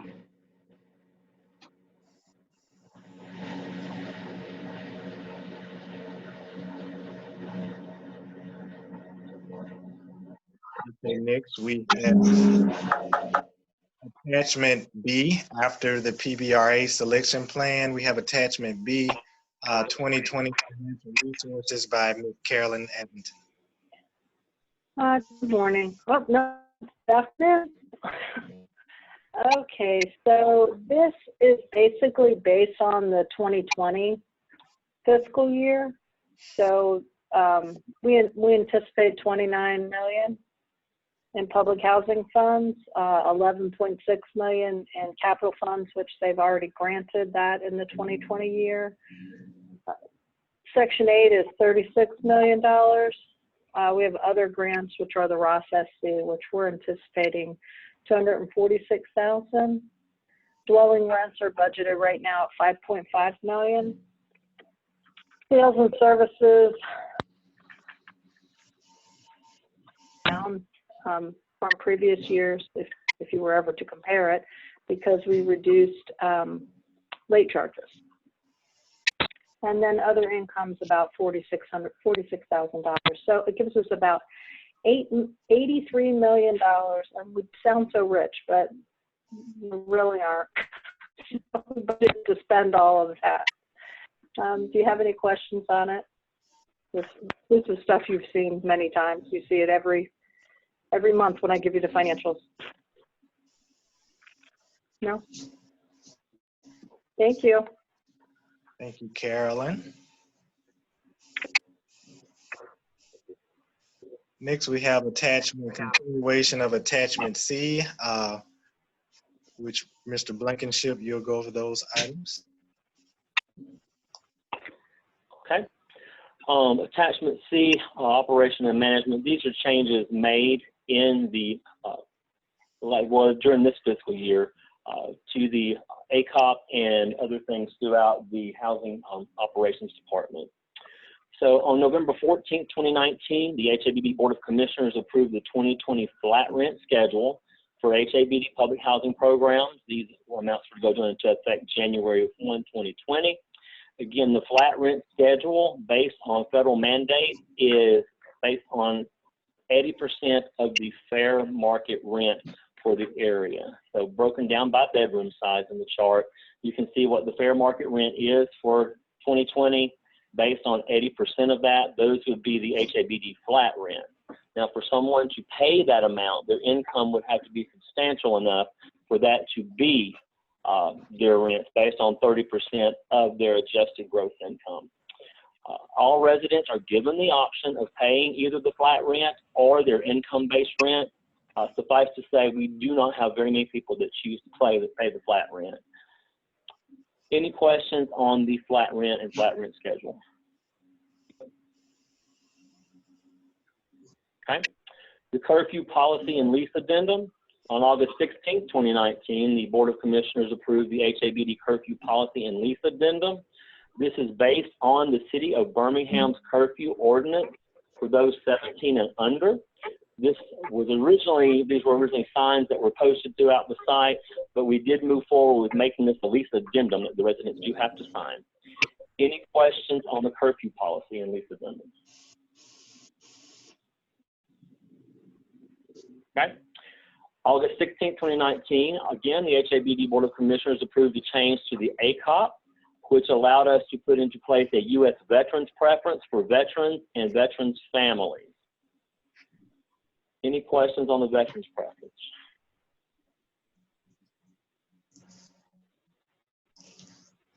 Okay. Moving on, the housing of single persons. On August 16, 2019, HABD Board of Commissioners approved a change to the ACOP to update the preference as follows for the housing of single persons. And this is based on the Code for Federal Registry that states a single person who is not an elderly or displaced person or a person with disabilities or the remaining member of a family may not be provided a housing unit with 2 or more bedrooms. Basically, what this means in layman's terms is if I, a single person, went to apply for an apartment with HABD and it was just me and I went able-bodied individual and I'm not elderly, then I would have to be placed in a 1-bedroom. Any questions on the housing of single persons? Okay, thank you. Blankenship. Next up, we have the adoption of small area fair market rents by Ms. Kanji Drake. Good afternoon again. This was board approved June 17, 2019. And just a reminder of what the small area FMRs is. It allows families that are participants of our program the ability to live in higher income areas. And what that does is it provides them additional government subsidy in order to move into these higher opportune areas. And those zip codes are on the third page of that section. And those are the increased subsidy. So this does not mean that the family pays more. They actually get more subsidy amount, larger subsidy amounts based on those zip codes to be able to put their children in better school systems, live in higher opportune areas, overall better living. Any questions about the small area FMRs? If none, I'll go to the next one. That's mine also, which is the Mainstream Voucher Program. The Mainstream Voucher Program were vouchers that the Section 8 department, we applied for this special grant from HUD, and we were allotted 79 vouchers to this new program. And what it does is these vouchers are set aside specifically for non-elderly disabled families.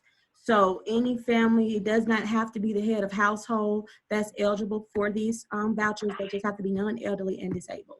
We were able to get 79 vouchers, and that's it. And they did have their own separate waiting list, own separate opening of the waiting list to apply for these vouchers.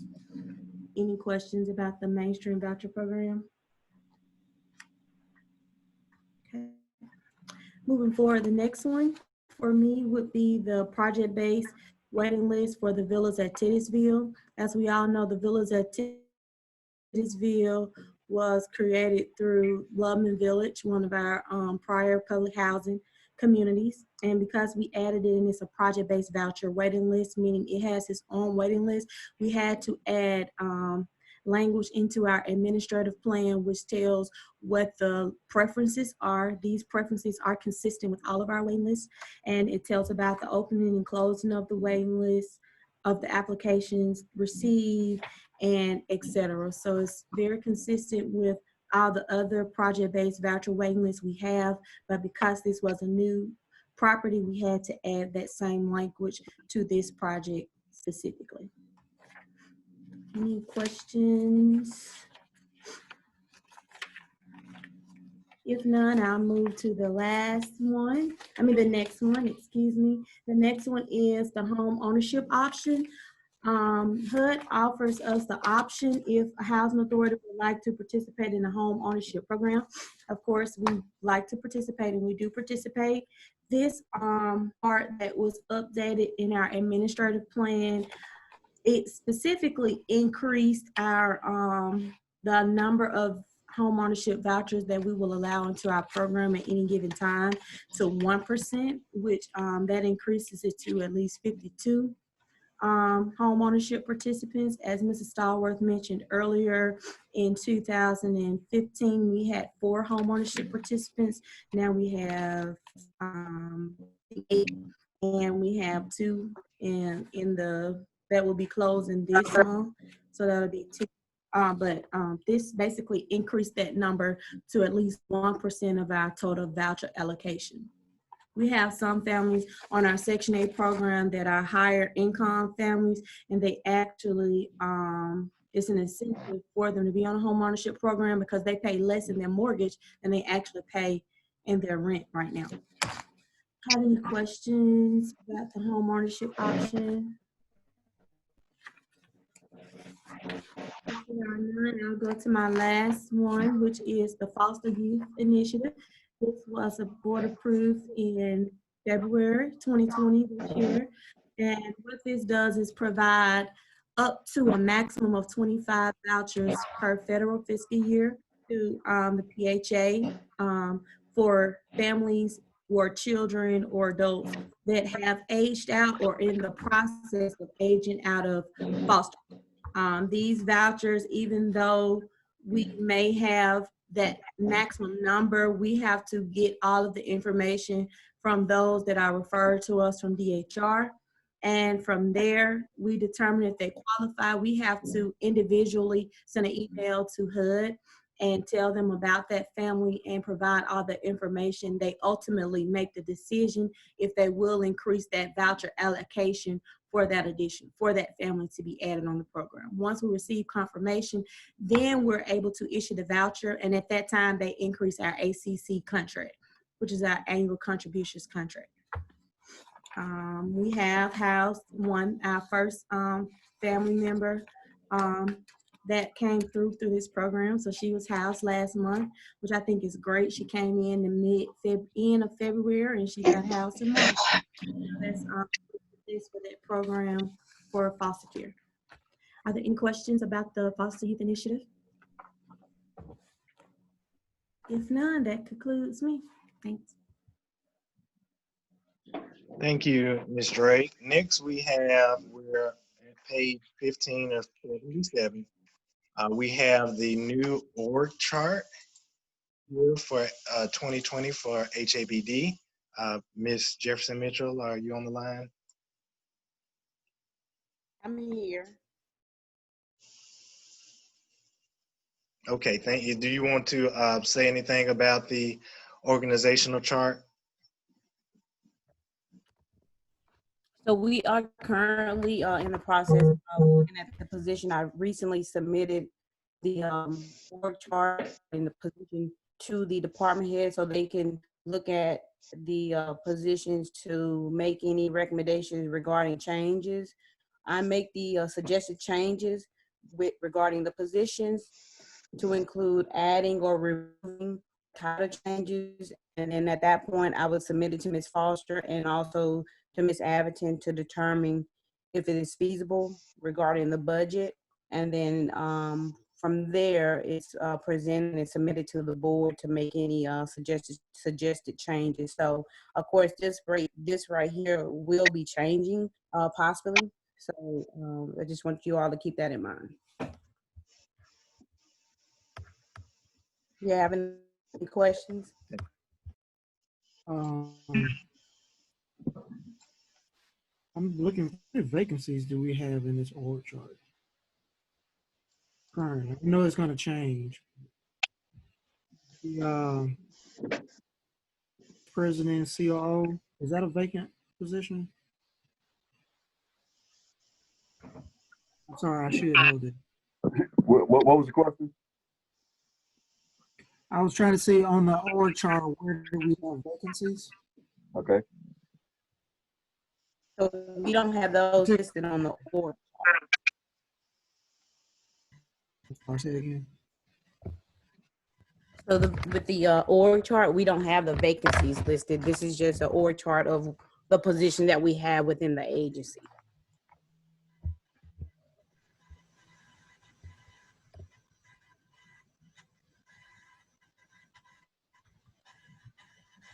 So Ms. Jefferson, can you identify just how many vacancies within this org chart that we have? Let me pull up. I know it's kind of small. You guys are probably having a hard time looking at it. So I'm gonna go down the list that I have in front of me.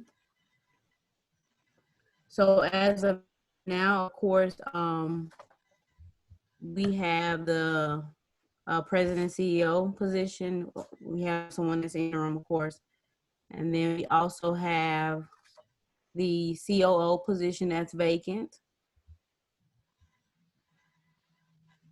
We have up under the president and CEO position, there's an assistant position that's vacant.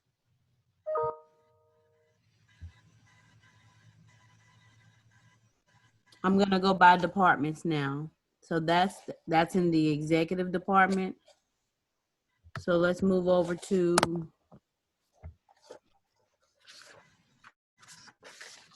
facilities operation. And I'll ask each department head to, if you want numbers, commissioners, I'll ask the department heads to give numbers. I don't have numbers right in front of me. So Mr. Blankenship, if you could speak on the facility operation for the housing ops. And before you say that, I just want to give rationale as to why I was asking this question, because when you think about a strategic plan going forward, clearly our people are a great asset. I just want to make sure that we are, properly and adequately staffed to be able to carry out a 5-year plan. So I assume we do have some vacancies. We have a interim president, CEO, the senior VP and COO. So, we certainly probably need to have some goals around those positions. Field with permanent people so that we can properly execute our 5-year plan. I'm sorry. Okay. On housing operations, right now we need to fill some positions on the housing clerks. We have about 5 of those positions that are currently filled with temporary employees. I believe we also have 1 assistant asset manager we need to get filled as well, and 1 housing coordinator that we've already made an offer on. I believe we're just waiting for her to come on board. That is correct. Okay. And then, I'm sorry, we have about 4 custodians that are currently temporaries as well. We need to get those filled with full-time people.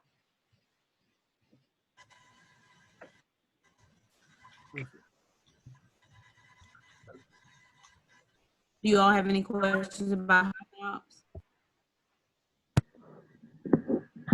No.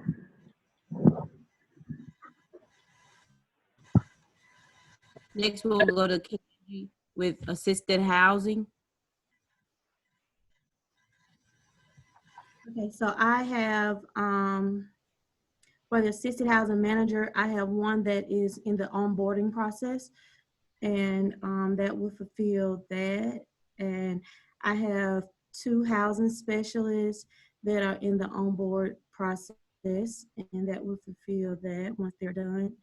So I have just a file review specialist position that that hasn't been filled.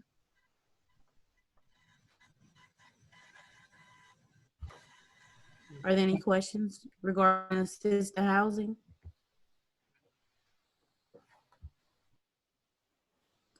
Next, we'll go to special projects and support services, Ms. Foster. Oh, yes. Thank you, Corey.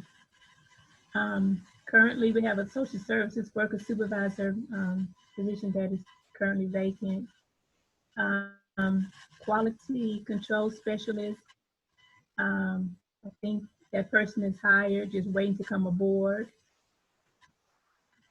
And that's it. Oh, we have a paralegal. We have 2 paralegals on staff, so we have 1 currently vacant. Ms. Foster, are you essentially still doing that job too? I am. Who's doing the COO role? Is vacant. Who's kind of like man day to day kind of taking responsibility? I mean, that's a big job. Is that you too? Which position? Senior VP and COO? No, it's that position is currently vacant, so it's just. So nobody's. No.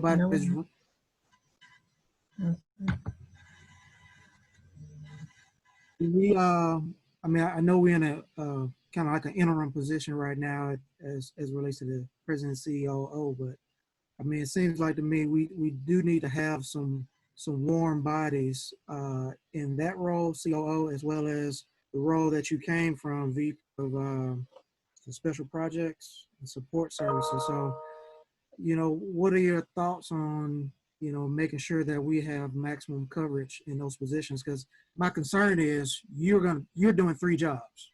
You're doing CEO, COO, CEO, and still vice president of special projects. And to me, that, and maybe that's a conversation for a different day. So that's just me thinking out loud. So we can talk about that offline. Thank you. Yeah. Thank you, Dr. Hood, and that is a concern, and that's a valid concern. So, you know, hopefully we can address that here in short order. Okay. I cannot speak to the president CEO position at this time. As soon as we get information, I will make sure that the board is provided that information. But your concerns are valid pertaining to those unfilled key positions at the hierarchy of this chart. So we will have a discussion concerning that. Thank you. So next, we'll go to real estate, Mr. Stallworth. Yeah, so for real estate development, we have recently filled the real estate development project analyst position. And so Ms. Christy Hilliard has been on now for a couple of months. And we will also be working to fill additional constructor inspector position. We have currently 3 positions and only 2 of them are occupied, as well as proposing to add an arm of workforce development to the Section 3 duties.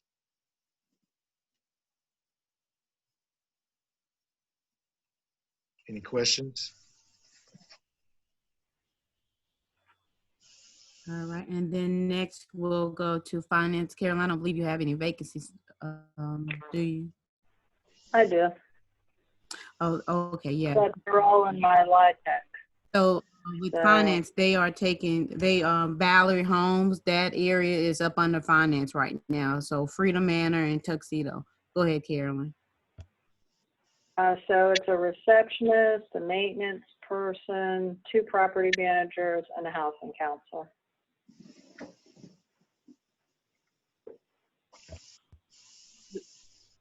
That's it.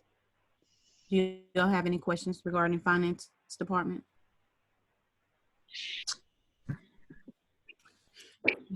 The other department, the community engagement department, which that is a department that, of course, we would have to look at. If you look at the org chart, you will see where we've combined some of those positions. That is a vacant position. However, that's a position that we need to look at if we need to remove, what we need to do with that position. So that there will be a discussion regarding that particular position, because those roles, if you look at it, you will see where the community center coordinator, the program specialist, all of those positions have been placed under housing op, which actually was one of the recommendations back in 2016-17 from the Abrana group.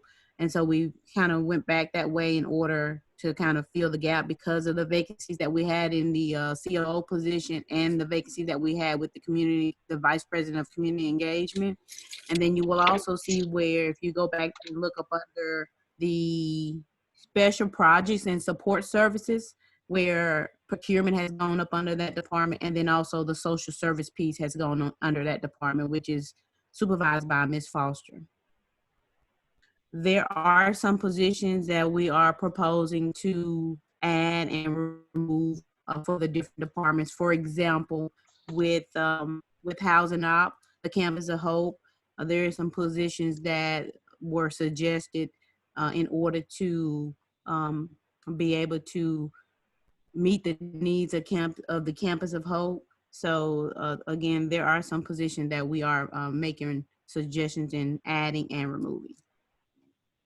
And of course, we'll present that once we go over the org chart and the budget. Are there any questions? Yes, this is Ms. Lewis. The community engagement program, isn't that the one that worked directly with the president, CPAB board? Yes, ma'am, it is. It still is. It is still there. It's just up under Housing Op right now. We don't have a vice president of community engagement currently. Okay, so is that going to be a position that's going to be available to work with them? Because that's a job by itself, and whoever work with that needs to know how to work with the presidents and the residents. So the position to work with the resident, that is still currently there. That would be, if you look, that is the community center supervisor, and then up under the community center supervisor would be the recreation and wellness coordinator. Those are the two that work directly with the resident council. So those have not been. That work. They have not been. No, well, the community center supervisor, of course, is filled. That's Ms. Brandon. Recreation and wellness coordinator, it is currently posted now. Of course, we haven't done interviews with the COVID-19, but that one is currently posted. If I may just kind of make a recommendation at this time, I think obviously we probably need to have some sort of work session and presentation on, what roles we, taking this chart as part of our plan and then moving forward and saying, here's the roles that we need to fill. Here's some that we think we could do without. Here's where we're going forward with this. I would assume as part of the annual plan, we just need to identify the positions we currently have and maybe who's in these roles so that we can have that in a separate document.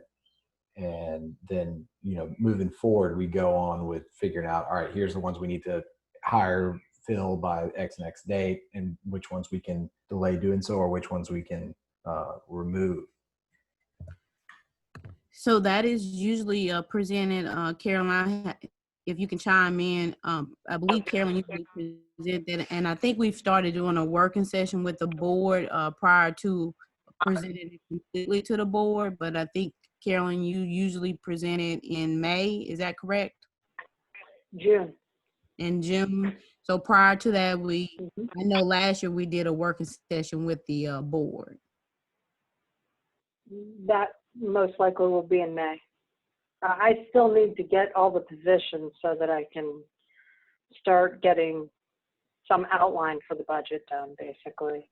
Because the vice president of community engagement has to come back to the board because it wasn't in last year's budget. So when the position's not there in the prior year, then they, just so you board members know, we'll always bring you the job description, et cetera, so that you'll know what that position does and how much it costs, that type of thing. But that will come in the budget itself. If there's some position you want to see that you don't see, if you could say that ahead of time, that'd be good, because Calandra has to do comparatives to be able to give me the information to put in the budget. So if you see something missing here and you think you need to have it in there, can you please say it before June so that we can get to work on it? Yeah, I think I would just make the recommendation that we, look at this at at another date in the very near future, because it seems like there are some pretty pressing issues here. And, you know, for the purpose of Yes, today, sir. it's good just to get this out here, but, you know, moving forward, there probably needs to be a deeper dive. Thank you.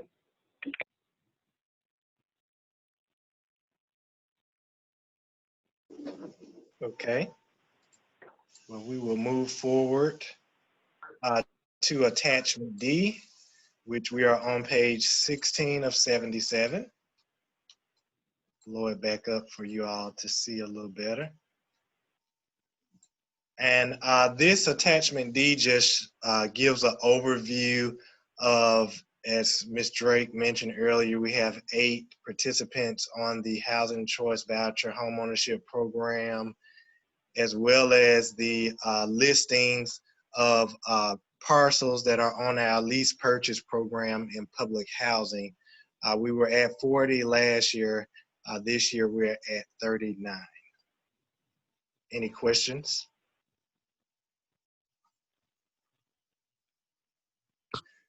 Okay, next on attachment E is our family self-sufficiency program, which Ms. Foster will give an overview.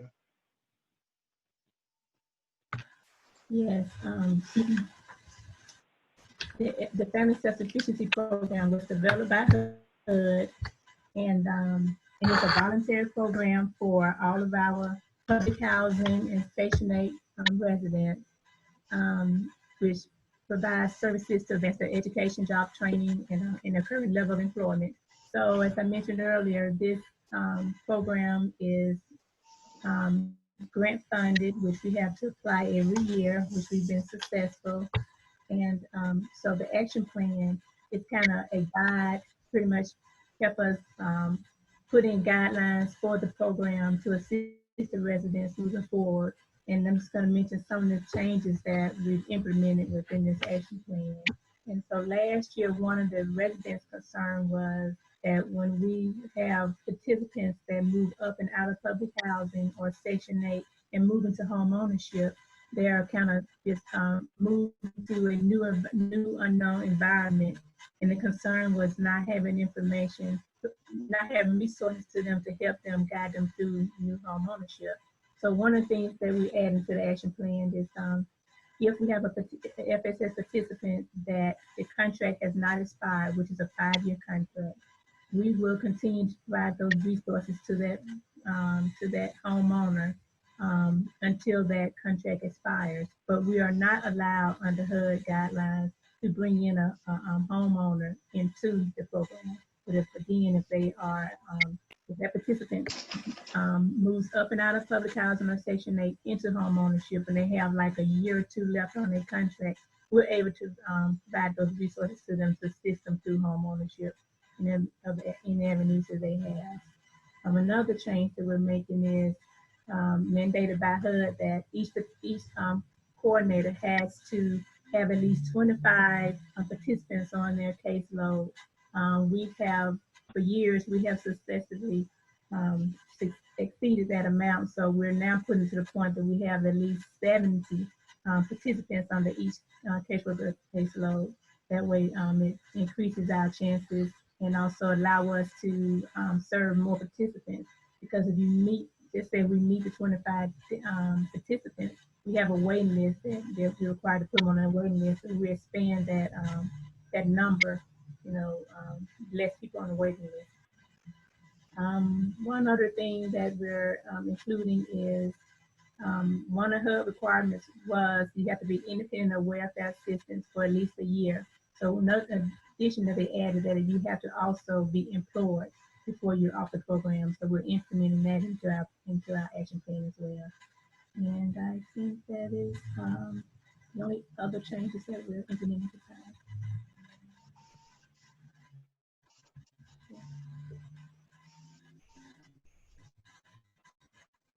Oh, and from our, I'm sorry, one other thing.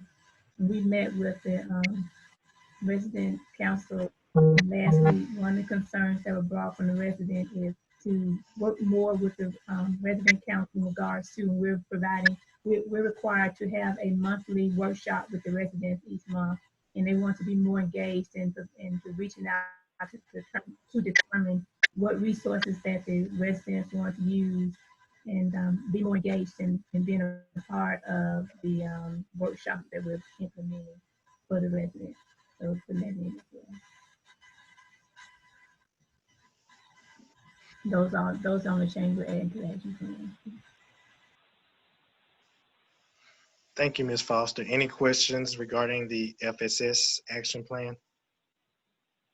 Okay, we will move forward to attachment F on page 27, which will be an overview of safety and crime prevention programs led by Director Foreman. Yeah. Mr.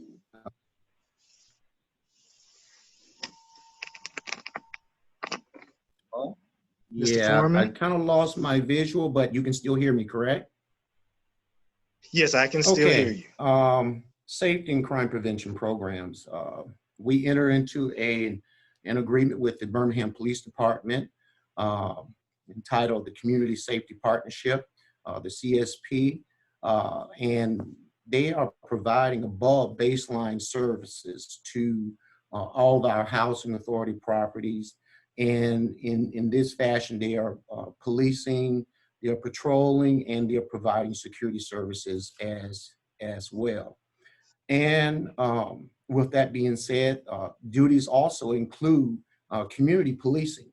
We would like to see 24/7 protection by our CSP, which means we would like to add 14 additional officers to this agreement as well. When it comes to future public safety and crime prevention goals, we want to see installed at the HABD a safe passage. Safe passage program will be a program to assist school-aged children on a safe passage to and from school and home. Another program is Safe Place. The Safe Place program would be a program for children or dwelling for children who are being bullied. There's a stranger danger, a place that they can go into, a dwelling that they can go into. It'll be a safe place where they can call parents, police, or a guardian. And so that dwelling would have a symbol of a lit green candle. So children that cannot read at that time, they can identify that dwelling with that green lit candle. Additional programs are Block Watch, Neighborhood Watch program. The Block Watch program would allow our citizens to partake in or to join with the police in protecting their own neighborhoods. I've seen firsthand that when there are programs like this installed, crime is always much lower because would-be thieves or criminals know that those individuals care about their block or their neighborhood. Also, domestic violence prevention classes. These classes would be educating our citizens, residents about the pitfalls of domestic violence to actually prevent them from getting into it because they would have the knowledge of domestic violence. Community Safe Watch program, that is our camera system, the name of our camera system, Community Safe Watch program. And as it was said earlier, we have implemented a pilot program on Southtown, but we will also like to propose implementing additional cameras in public areas on Marks Village, Morton Simpson, Tom Brown, and Farrington Apartments as well. Camera systems do deter crime and they assist in protecting the safety of our citizens. When it comes to additional security equipment, housing authority properties that have playgrounds, we want to implement speed bumps to reduce speed of vehicles coming in on them along the lines of children playing drive slow. Additional security is needed at Collegeville and North Birmingham to make sure that they have a night shift as well. Security equipment for all community centers would greatly reduce the chances of anything bad happening. in our community centers. As most of us know, that's where our young children frequent. And we want to make sure that our young children are protected as well as the adults and our staff. When it comes to the community centers, we would like to see implemented a camera system or a system which would be integrated with the door, where you would have a push button release for the door, a camera system and a monitor so the staff can see who's at the door. And so they don't have to get up and go to the door and let someone in. They can actually see that individual first and also talk to them. Additional equipment that will be implemented is walk-through metal detectors, as I've said, handheld wands, duress buttons, cameras, panic buttons, monitors, and in areas that are drastically needed, bulletproof glass in waiting areas. Locations of proposed security equipment is Ellington Village and Southtown Court, Marks Village, Smithfield Court, Morton Simpson Collegeville Center, North Birmingham Court, and also Cooper Green, Kimbrough Homes, and Benjamin Green Village in Roosevelt City. So that's it for safety and crime prevention programs in public safety department. Any questions? Probably concern for another meeting, but I have some particular concerns about Freedom Manor because I think that is a special population, and I just want to make sure, you know, if there's a way that we can have, you know, maybe an officer or some kind of security that's on staff. I don't know about 24/7, but something. So I just want to make sure that we have that conversation and make sure that we're protecting our senior residents at Freedom Manor. Yes, I agree with you 100%. We're looking into a few levels of security for Freedom Manor, in-house electronic security cameras, gated parking lot, a duress button for the management's office area. Also, we're looking into a courtesy officer who would be able to actually live and enforce laws or make arrests if needed. And also, I'm also looking into the CAP. I believe that's Community Action Partnership. They patrol the city, and I'm looking into getting them to, you know, patrol our area as well. They do a few things like assist individuals who've gotten locked out of their cars, jump starts, gas for vehicles, those type of things. And they're throughout the city downtown and they're right across the street from Freedom Manor as well. Thank you. Any other questions for public safety?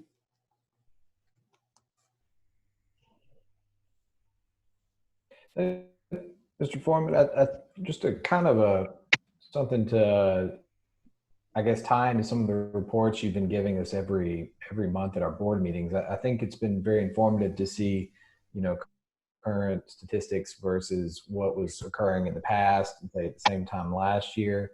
And it may not be something that we can incorporate into this plan now, but you know, once you've had some time to really formulate some initiatives and what you would like to see from a crime statistics standpoint, I think that could be helpful for us to incorporate into our, you know, objective goals to try and meet for the coming year. Again, it may not be the time this year, but I would like to have that in, you know, something that we're evaluating moving forward. Yes, that sounds good to me.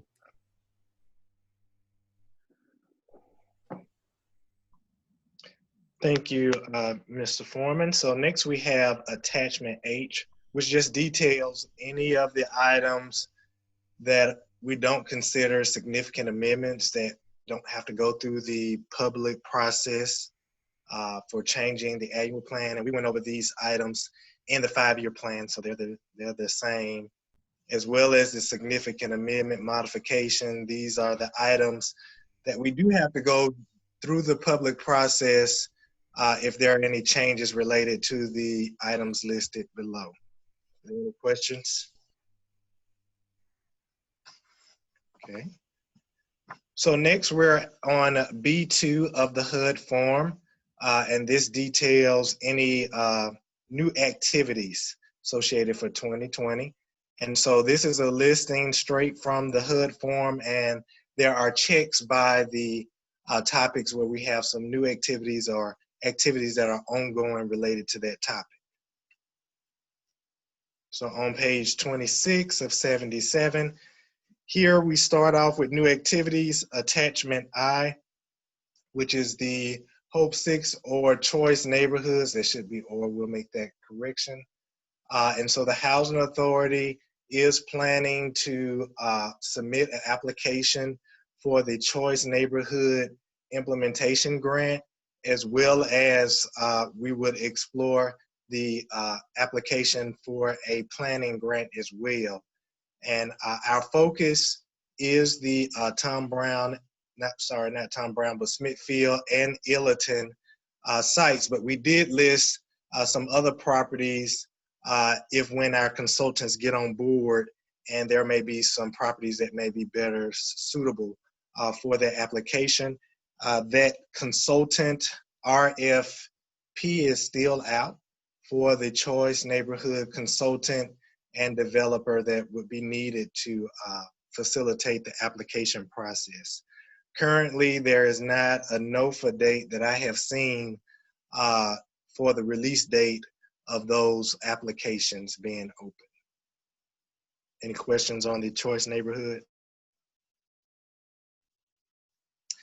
Next is attachment J, which covers any mixed finance modernization initiatives.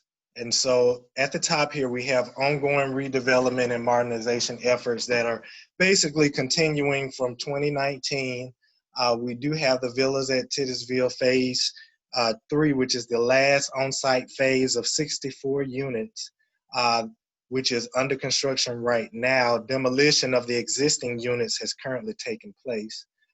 Southtown Court redevelopment, we're still moving through the process of that. We're in the process of doing the resident relocation assessments right now. And Farrington Apartments is ongoing from 2019. That renovation should be completed this summer. Also, Tom Brown, the first phase on site, which includes transferring those 22 subsidy attached to those 22 public housing units to Farrington. And so that cannot take place until the units are completed at Farrington. So we expect subsidy to be transferred from those units in this summer as well. At Kimbrough Homes, we are continuing the modernization of the mechanical equipment. And so though all of the units at Kimbrough Home are receiving new HVAC systems there, and that work is expected to be completed in 2021. The Morton Simpson Village cyclical painting program is ongoing, and we will definitely make sure we put some numbers to that on how many we will complete each year. Next is new activities included for 2020 and even further, which we have Marks Village window replacements and exterior facade improvements. And so this will help us as an initial phase of the redevelopment of Marks Village. But as we've been discussing with you all commissioners, how can we make sure that we are maintaining the developments while they are waiting to go through a major redevelopment? And so we do plan to preserve the units at Marks Village. We only plan to demolish the front half, which is the 204 units, but we will do the window replacements on the units to be remaining. And so that's just a step forward to making sure we preserve those units. Also, we are proposing to do roof replacements at Illiton Village. This will be for the portion of the site that has not been fully redeveloped or renovated. Again, this is a way that we can preserve those units while we are going through the choice neighborhood application process for this site. And so we have gotten feedback from our maintenance and property managers and residents that there has been some water intrusion in some of the units due to poor roofing systems that have aged out. And so we want to make sure that we move forward on that work. Also, this is going to kick off in 2020. It was approved in 2019, but it hasn't started. The Illiton Village HVAC renovations. And so this will be on the portion of the renovated Illiton Village site where we had to make repairs to those HVAC systems to make sure that they're working appropriately. And that work will kick off after we get past this COVID-19 situation and we're able to go in those residence units. Also, we are working on the redevelopment of the Loveman Village Daycare, which is out at the villas at Titusville. This is being done through a partnership with the Birmingham City Schools, who have just submitted a grant to cover the curriculum for the daycare. And we also have a grant from Navigate Affordable Housing to assist with the bricks and mortar renovation. For our mixed finance, we are still moving through our RAD redevelopment strategy. Of course, Freedom Manor has fell off of this listing, as well as first phase of villas and the park at Sydney Drive, because we have made it through those. And so right now, we are planning to interview developers who have submitted, who have responded to the RFQ solicitation for our RAD developments. And so once we get more information from that, we will continue to update the board. Also, we plan to continue to increase affordable housing options through some of our project-based voucher opportunities that come from our RFQ that we release. And so we want to provide some off-site opportunities as well for additional affordable housing. We are also proposing to release a solicitation for developer partner for the HABD central office. The vision is to redevelop the central office into a mixed-use facility that will include retail on the bottom floors, commercial office space on the upper floors, and at the top, there will be maybe at least 70 multifamily units, but we still have to shop out the quantity once we get closer to the pre-development phase with the architects. We also plan to continue to identify mixed finance opportunities with the City of Birmingham, working with the City of Birmingham to identify any existing property or vacant land that they may have that may be prime for redevelopment. We will also continue to provide options through our home ownership 5H program, and to identify opportunities where we can develop more single-family homes. As well as a part of this, we want to this year identify single-family dwellings where we can do some rehab and use a lot of the existing stock that's in our neighborhood that could possibly be purchased at a great price and still renovated at even a lower price for our public housing and Section 8 residents.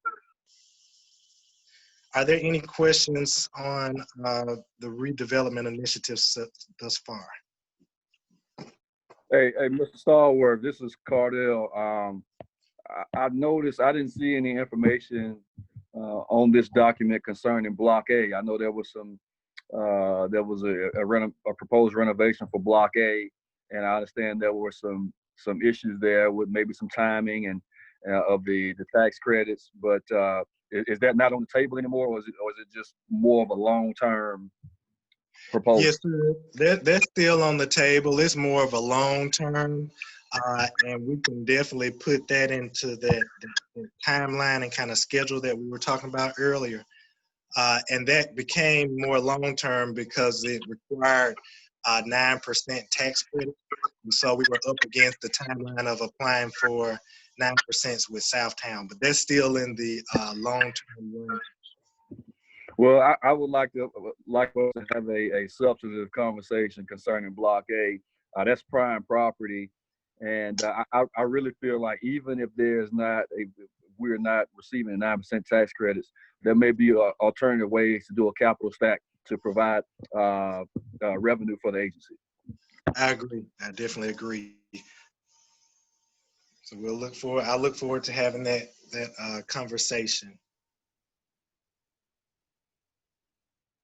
Next is are there any other questions before we move forward from development initiatives?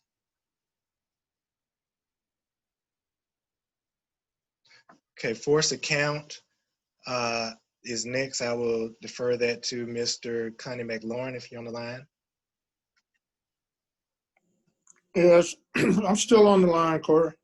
The force account was established in 2019, and initially we asked HUD to allow us to do a certain number of sites: Kimbrough Homes, Smithfield, Illerton, Martin Simpson, and Mark Village.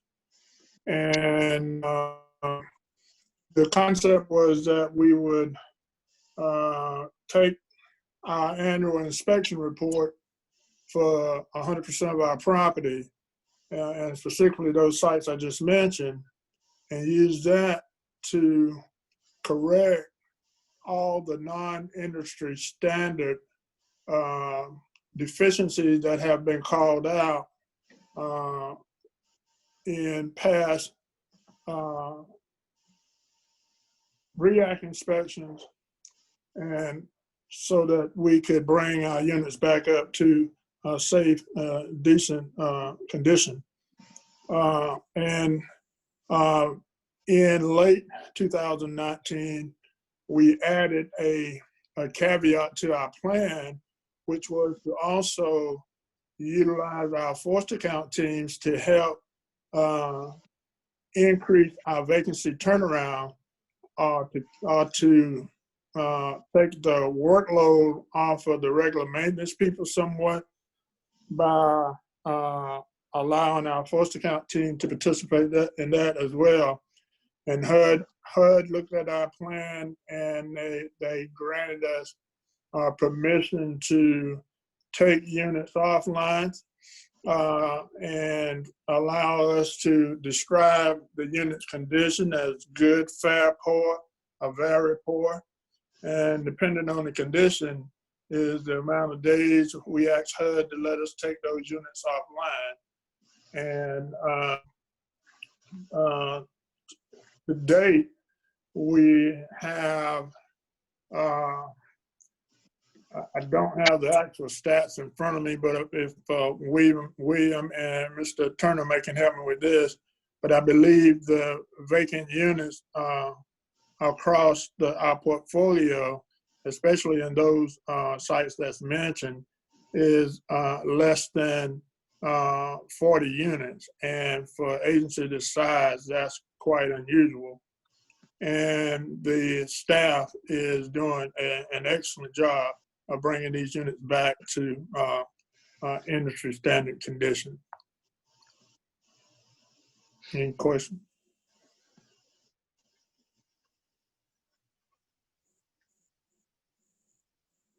Thank you. Thank you, Connie. So next is attachment K. We're on page 30 of 77. And this just includes any demolition or disposition plans for the future. And so if you go to the next page, we have listed the proposed sites for demolition or disposition, when the applications will be planned, as well as past this is the number of units. So you see we have Marks Village, partial demolition. We have been approved to demolish 204 units, but we expect that work to take place in late 2020. I'm sorry, in 2021. Collegeville, we're planning to submit partial demolition. This is related to the units along the overpass, which will be about 158 units that are near the overpass and the railroad that are on the border of that site.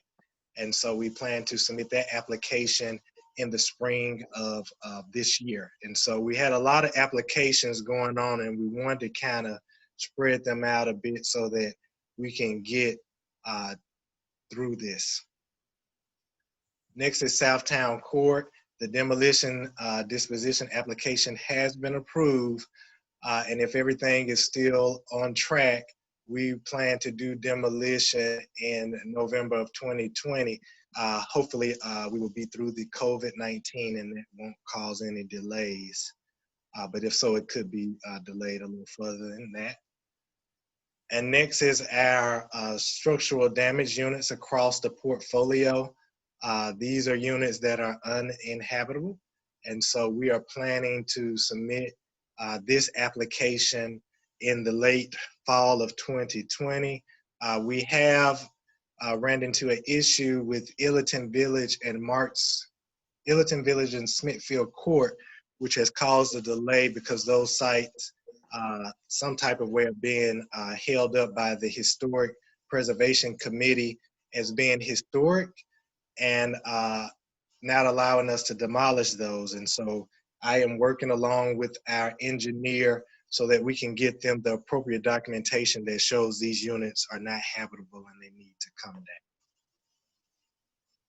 Any questions on the demolition disposition plans? Are Tri-Align gummies with prebiotics and probiotics to help support. Okay, moving forward, you're gonna see a long list. This is just a list that we include of all the units to be demolished or disposed of. So I'll go through this long listing. And if you get to page 54 of 77, this is the designated housing for elderly and or disabled families. And so the Housing Authority has approximately 600 residents who are 62 and older. And so this year we will be working to identify other housing opportunities for designated elderly or disabled families. Also, we placed in here to reserve the right to designate any one of our sites or a portion of the site as a designation for the elderly or disabled populations. Any questions? Okay, moving forward, conversion, attachment M, conversion to project-based vouchers. And so this is our conversion from public housing to RAD. And so here we list all of our proposed RAD properties, as well as kind of give a concept on how we see the proposed financing, which could change as we identify developer partners or we identify which sites we will be able to self-develop. As well as on each orientation of each site, you will see capital fund allocations that have been designated to the site in the 5-year capital fund plan. So are there any questions regarding the RAD sites that are identified here? Okay, moving forward, attachment N, occupancy by police officer. In the 2020 fiscal year, HABD is proposing to allow the BPD community safety partners to utilize the following public housing units as police substations. And Freedom Manor is also included on here. It's not a public housing unit, but it is listed on here. And so these are the proposed units to allow substations on these sites. Are there any questions?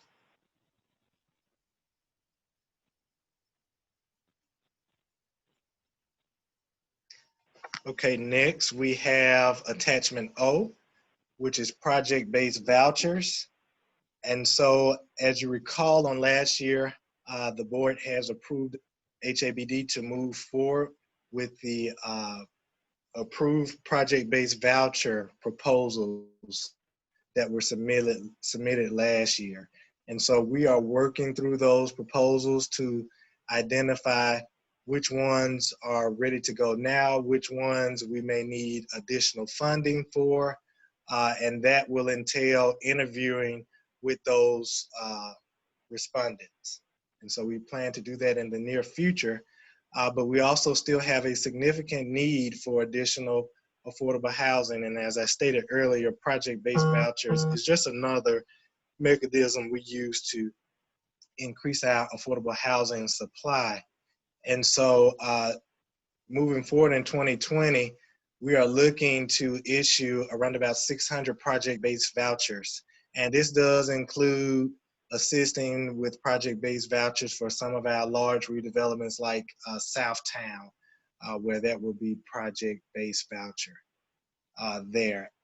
And we will be looking in areas that are in low poverty areas, as well as areas that are near some of our existing public housing communities, because in meeting with our residents, we've had some that have identified that they would like to stay in some of the same neighborhoods.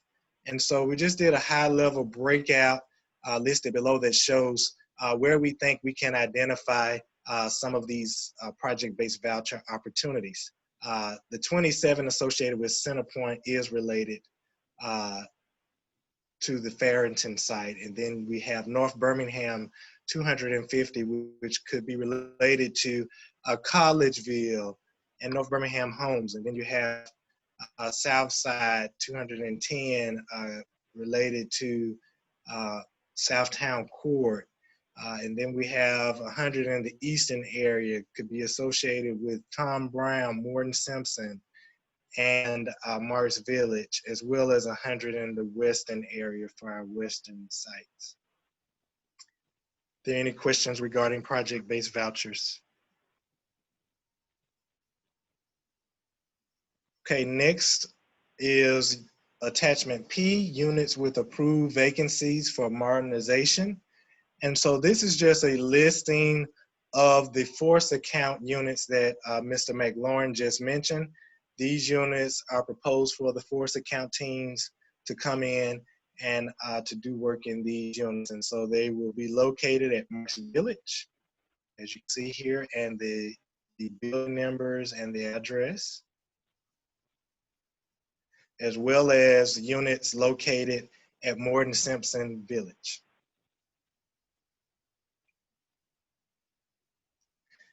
And attachment Q, this is any other capital grant programs that the Housing Authority has planned for 2020. And so we will apply for HUD Capital Fund grants as they become available, as well as any other grants to assist in the development of affordable housing, public safety, and social services. So as those opportunities become available and it's identified that this is something that we can go after, we would like to be open to apply for those grants. Any questions? Okay, we're almost towards the end. B3, we have the Civil Rights Certification. And so this is the certification that certifies compliance with PHA plans and related regulations associated with any civil rights regulations. And so that would be signed by Chairman Davis once this plan is approved. B5, we have the progress report, which is imported from the 5-year plan, so I won't go over that again. B6 is the Resident Advisory Board comments, which is imported from the 5-year plan as well, so that's the same document that has to be included with the annual plan, as well as our sign off by Mayor Wolfen, who has already provided his sign off. And last for this presentation today is the Statement of Capital Fund Improvements by Ms. Abington. Good afternoon, everyone. So the first page that you see starts with the year 2020 and goes out to 2024. This shows the site or authority-wide how much funds are to be set aside for that particular site. And that's actually the first page and a little bit of the second page. So I'm going to now break it down to you by year. So this starts year 2020, and Marks Village is the first one at 2.675 million. And then I'll tell you how that breaks down. So 150,000 for force account. Those were the things Connie spoke about. And $2.3 million is to upgrade the windows that will be left after demolition. We always try to put in $1 for RAD. It's like a holding place, so we'll move it eventually. We have A&E fees of $100,000 for Marks Village renovation and $125,000 for demolition. And that particular demolition, I think, is associated with the units that are structurally damaged. Next, you come to authority-wide, which is almost $3 million. Of that is debt service of almost $1.25 million, and operations of $116,000. That's money that can be transferred to the site to help the site do whatever they need to do. It's not budgeted for any specific thing. But when you look at the operating budget, I always need operating funds to help the site. And then there's $350,000 in construction inspector salaries and $1.25 million. That's 10% of the entire grant. That money is used for the people who work on the grant, myself, Corey, Connie, Dontrell, whatever we're doing for the grant. The only people that can literally be paid out of this grant are the construction inspectors. Everybody else comes out of that construction administration line. Now, next is Collegeville, and all of it's $382,000 is for demolition of the 158 units. Billiton Village has $600,000, 500 of it to demolish the gym, and 100,000 for force account. Lovin Village has 500,000. The other 500,000 is to do the daycare and community center. We have $500,000 from a partner. We needed this $500,000, and I believe in 2019 we have $500,000. So telling me it's about a $1.5 million project. Smithfield has $200,000. It has sewer lines repairs for $100,000 and force account for $100,000. Kimbrough Homes has $175,000 for force account, and $900,000 is for the HVAC. Southtown has $3.99 million, $2.5 million for demolition, and $1.35 million for relocation. $125,000 for A&E fees for the demolition. Finally, Morton Simpson has $100,000, and that is for force account. Do you have any questions on the 2020 year? If not, I'll move to 2021. Okay, 2021, authority-wide, $1.3 million. Operating funds, 155, almost 156,000. Administration, 900,000. We budgeted $9 million for the grant, so it's 10% of the grant. Construction inspectors are 300,000. Marks Village, $2.4 million. Demolition, 1.5 million. We got the RAD holding for $1. A&E fees for the demolition. We also have exterior paint and caulk for $800,000, so that when we do the windows, we can, try to spruce the place up a little bit. North Birmingham Homes, almost $2 million. The majority of it is for RAD, and then $100,000 for force account. Harris Homes. is $500,000, and we're planning on doing some roofing repairs out there for $400,000, and we have the A&E fees for the roof repairs at $100,000. Tom Brown is $100,000, and it's for force account. Collegeville has $700,000. $625,000 for demolition, $75,000 for A&E fees. Billiton Village, $1.7 million for the roofing is $1.6 million, and A&E fees of $100,000. Finally, Kimber Homes, $100,000 for force account. Excuse me, I didn't realize Morton Simpson's still there. And they're $150,000, and their force account is $150,000. So that's for budgeting $9 million for the 2021 year. You get to 2022, and what you have to realize is capital funds are given by the number of public housing units standing. So as we take public housing units offline, the amount of money that you receive goes down because it might be based on $3,500 a unit. Well, as you take them offline, you no longer have those capital funds. So that's why you'll notice I'll go down every year. Well, when I get to the 2022, 2023, 2024, I'm leaving it at the same amount because I don't know that we're taking more units offline at that point.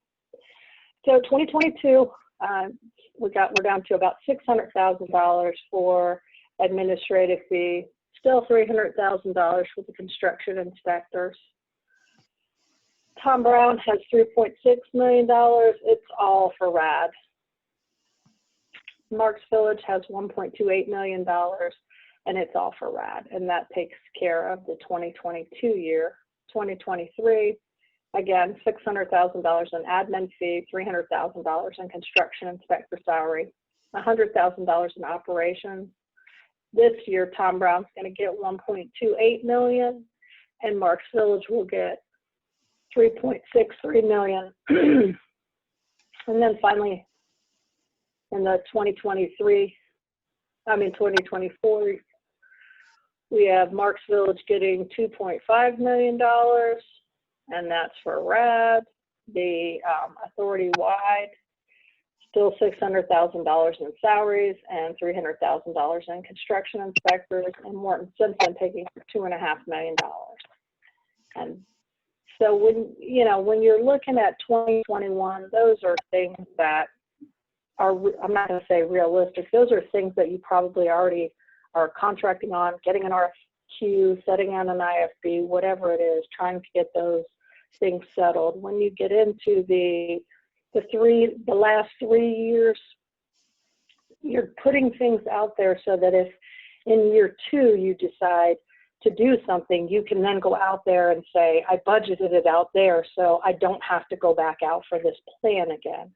So that's why you're trying to, I don't know, put your hopes and dreams and your development into the 5 years so that you don't have to go back out and do exactly what we're doing right now, 6 months from now. And do you have any questions? Thank you. Thank you, Carolyn. So yes, that completes our review of the 2020 annual plan. And before you, commissioners, is approval for the 2020 annual plan.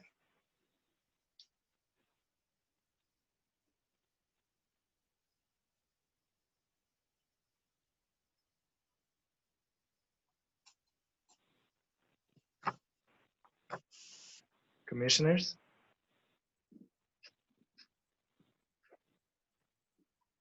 Hello, am I still on the line? You're still on the line, Referring Corey. to Chairman Davis. Did he drop the line? I don't see his box any longer. Yeah, I don't either. You know, he was on his cell phone. His cell phone might have cut out. Yeah, I don't see him listed anymore either. So just for clarity's sake, so we've already voted and approved the 5-year plan to go to HUD.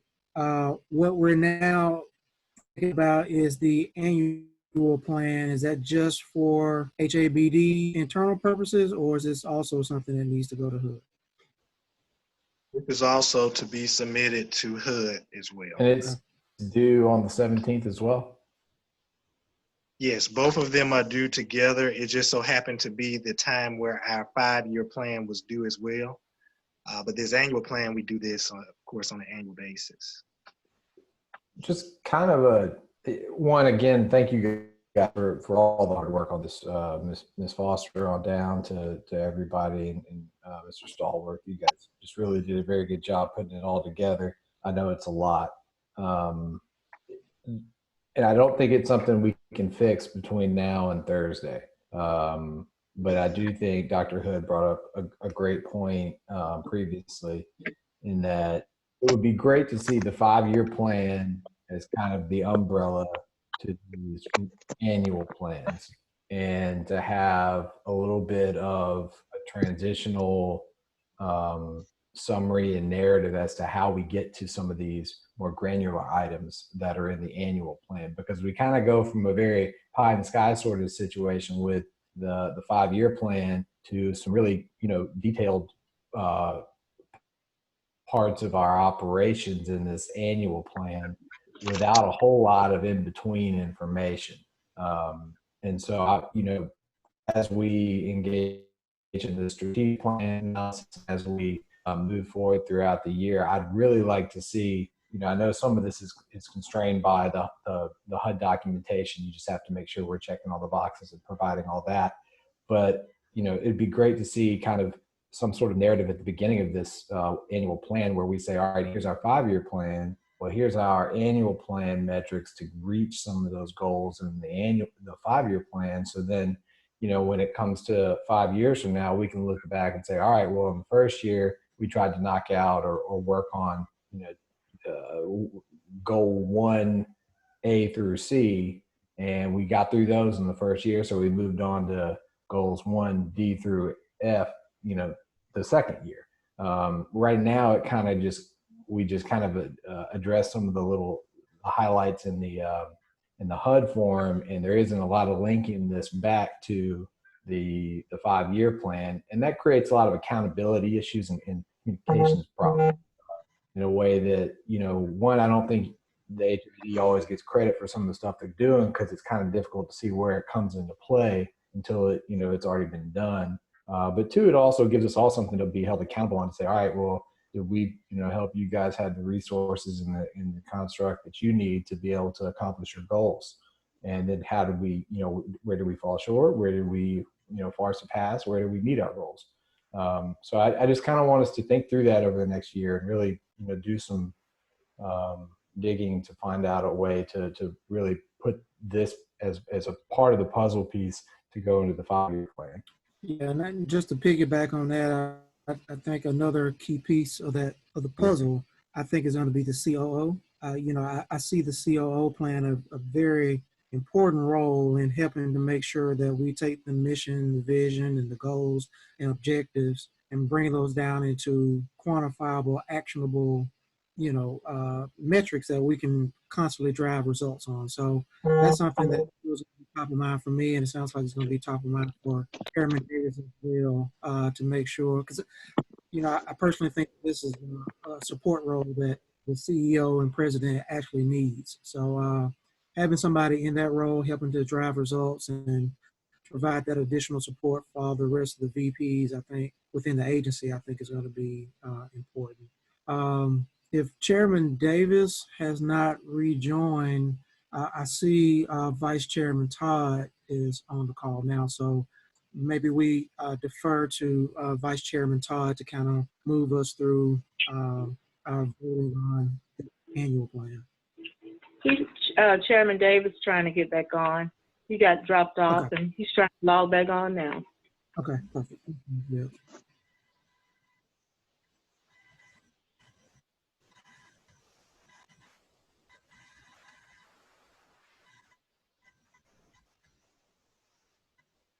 While we're waiting, I'll just say thank you, commissioners, for that feedback. Once again, by being at this meeting, I can see a little bit more clearly the recommendation about the 5-year plan and feeding it into some of the more specific things we have in the annual plan. I definitely think that we can embolden the tracker as well. That may be a helpful tool for the COO to track a lot of these specific goals and objectives as well. So we'll take that back to the drawing board. Yeah, I agree. I mean, for me, this feels like I was a fly on the wall at one of you guys' executive staff meetings. So it's helpful to me to just really hear each one of you chime in, you know, outside of just our normal monthly board meeting. So this is very helpful for me, somebody that's really trying to bring themselves up to speed on the work of the agency.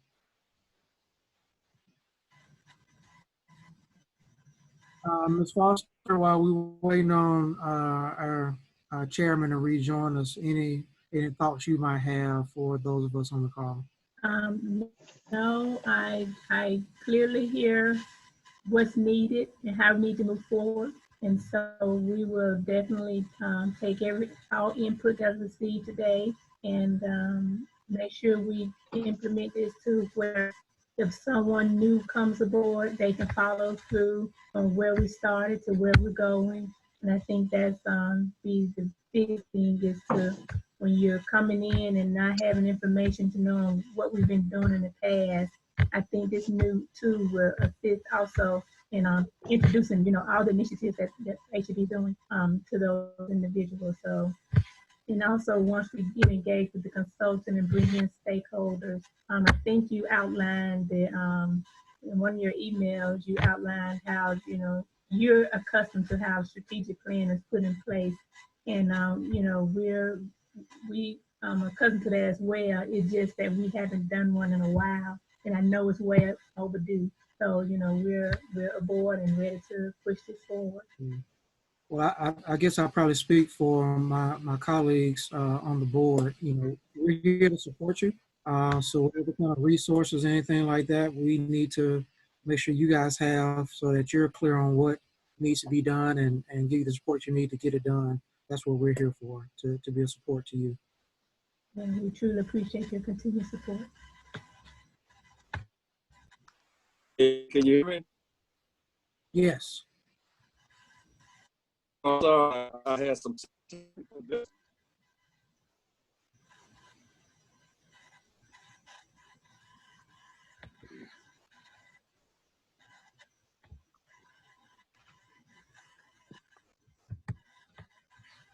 Chairman Davis, we can't hear you.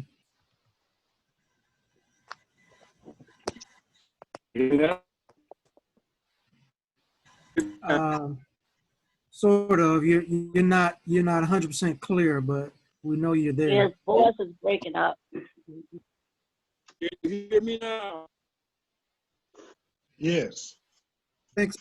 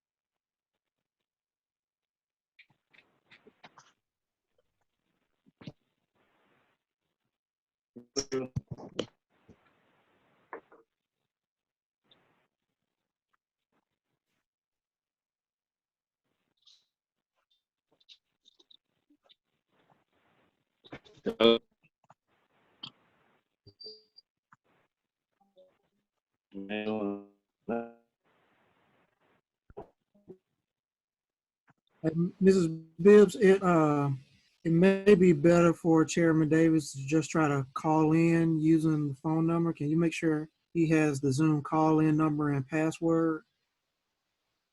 Yes, I will. I just tried to call him, and his phone is going straight to voicemail. So, Okay. but I'm gonna try to reach him again.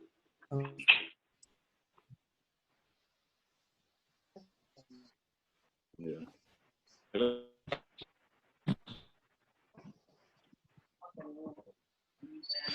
Hello? Chairman Davis, I think we see you.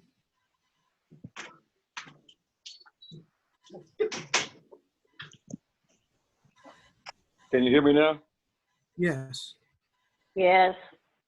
Yeah, I'm sorry. I'm having some difficulties here with my internet connection. Okay. Yeah, I had a tree that fell at my house last night. Forgive me, man. We're dealing with some issues, but yeah. So where are we? I'm sorry I missed that last portion.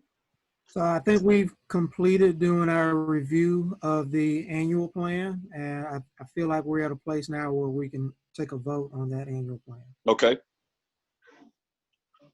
All right. So again, this is a public hearing. So if there are any members of the public or residents that want to speak for or against the annual plan or want to provide any comments, they can do so at this time.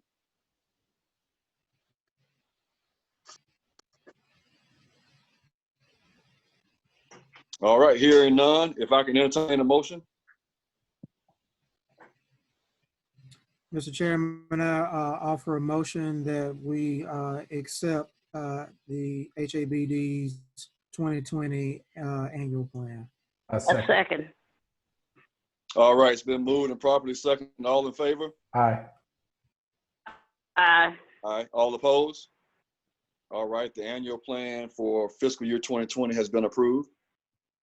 And but before we terminate this call, Ms. Foster, we could quickly go over the proposed dashboard that you guys have put together, so we can kind of walk us through that, give us a little quick tutorial before we get off the call. Yes, Corey, you're gonna put it on the screen.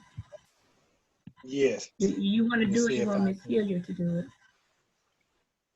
Yeah, Miss Hilliard, she's gonna Okay. jump in, so she'll assist me with this. So Miss Hilliard, are you on the call? Dashboard, so we'll get her. I'm here, Ms. Starworth.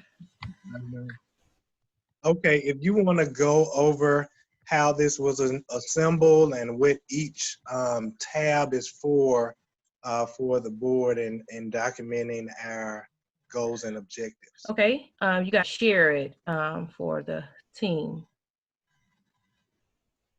Oh, I thought if you don't see it.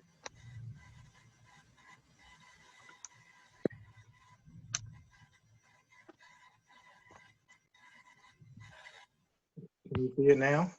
Not yet, Corey. Okay. Not yet, Ms. Starworth. What about now? Yeah. Okay, Should be it's there. All right, everyone. So initially, we just started with the dashboard, but we added this title page to just give you the illustration of that. It's all a template as far as your dashboard and your progress report. And it's just basically, you're gonna jump to it, Ms. Sauer? Go ahead.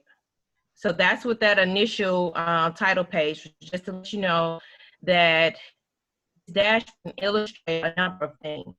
One of the first things it would do is be a tracker for whatever those metrics are. So I know that Commissioner Patazis and Commissioner Hood spoke a lot about comparing previous years to our current year. And so here where you see agency goals, the PHA goals are all spelled out there in that first chart. And achievement summary will be more of your metrics. So your metrics will go there, and that I'll get from each department head. The status will be if it's complete, in progress, overdue, and we can see that over a time period.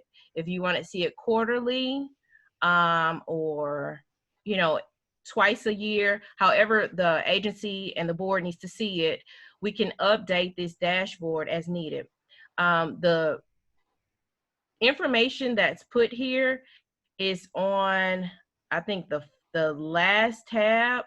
It has data, and that data is just going to come from exactly what you all want to see, and it's already populated to calculate. The overall agency percentage is that exactly. Where are we with our goals? Are we achieving them?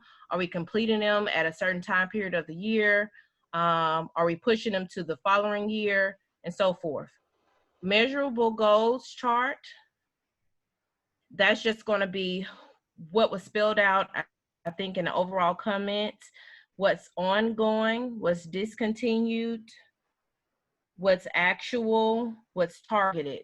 And those are measurable goals. I understand that some of the goals we can't exactly measure. Am I correct, Mr. Starworth?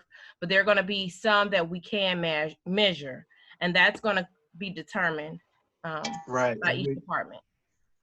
We plan to make as many of the goals measurable as possible. Correct. And so that's just the overview. So when you click on that dashboard, you should see it as it's progressing. Like I said, the data is inputted on the last tab and it automatically populates. You could create categories. It's just going to be what the agency wants to portray to our overall annual plan and our 5-year plan. And so that's what the dashboard should illustrate. Now, this progress report, it's a comparison also to the targeted, actual, ongoing, exceeded, not exceeded, and discontinued. And once we put those in, and Mr. Starworth, you can give an example if you would like to one that may have been targeted and it was our actual goal of ours and it's ongoing exceeding, if you would like. Yes, so that maybe could be where, for instance, we are planning to redevelop maybe 120 units at a particular site. And then we will continue to monitor that throughout the year. If next year is ongoing, that will be checked in that box. Even if sometimes we exceed, we may have opportunity where we can increase that. Or sometimes we find ourselves where that situation may not have fit at the time and we need to discontinue it after conversation with the board. Excuse me, and I also want to add, to say if we're moving forward with strategic plan and the dashboard, and the board sees there are some goals they want us to implement, we can also add those goals as well, and then we do our annual plan each year. You know, we can add it to the plan so it can go through HUD approved as well. So it's an ongoing document, new and revised activities. I think this is great. And I think it would also be helpful to see where some of the metrics are coming from. Obviously, some of them are, you know, if we have plans to redevelop a certain number of units, or, you know, there's been a proposal by the board to make sure that we, you know, increase certain levels of some service. But if there are some, you know, best practices being incorporated or some directives of HUD that we're trying to meet, I think kind of having some of that background information as we and then objectives could be helpful to make sure we're not giving numbers that are unattainable or things that are just too easy, so that you know, it doesn't make sense to even include that type of number. Right.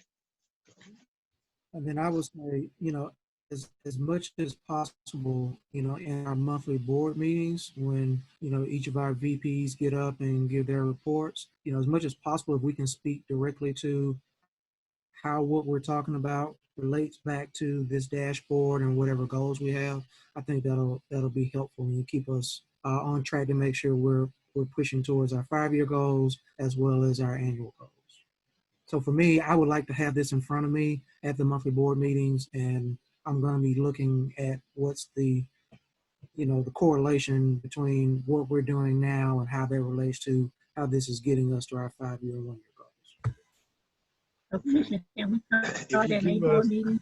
Since our April board meeting is this Thursday, so we can Yep. prepare. For me, this is going to be an ongoing document. I think we're going to have to continue to refine this all throughout 2020. Just like we said, there's some things that we see that we're going to have to change, add, discontinue. So I'm not saying that this is going to be chapter and verse, but I just think it's just going to be helpful to frame the conversations that we're going to have on our board. I would like to provide some input. I know we're in the process of working with our third party consultant with our strategic plan, and I would like for them to be a part of this process moving forward to assist us with this. So I guess what I'm saying is I would like for us to at least put together some type of framework with our third party consultant before we move forward with the document, because the document is going to help guide us through our strategic plan, and that's something that we'll be working on throughout the year. So I would like to get your thoughts on that. Corey. Yes. Can you put up the strategic plan concept that we put all our goals on, just so I can share with Commissioner Davis, what can be a starting point with the consultant that outlines all these goals and objectives that we're putting together, and we can also add where these initial goals began.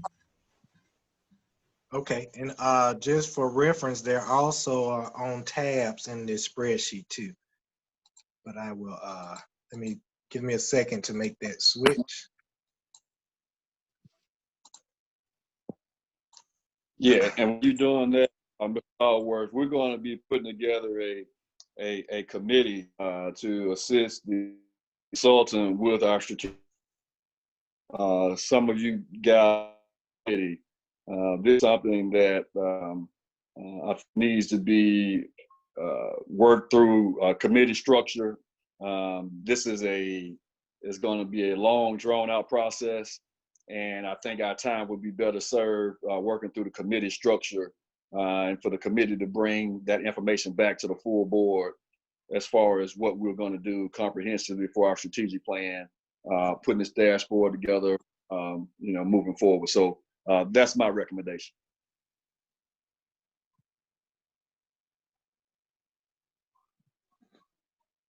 Okay, Ms. Foster, can you see the strategic plan concept?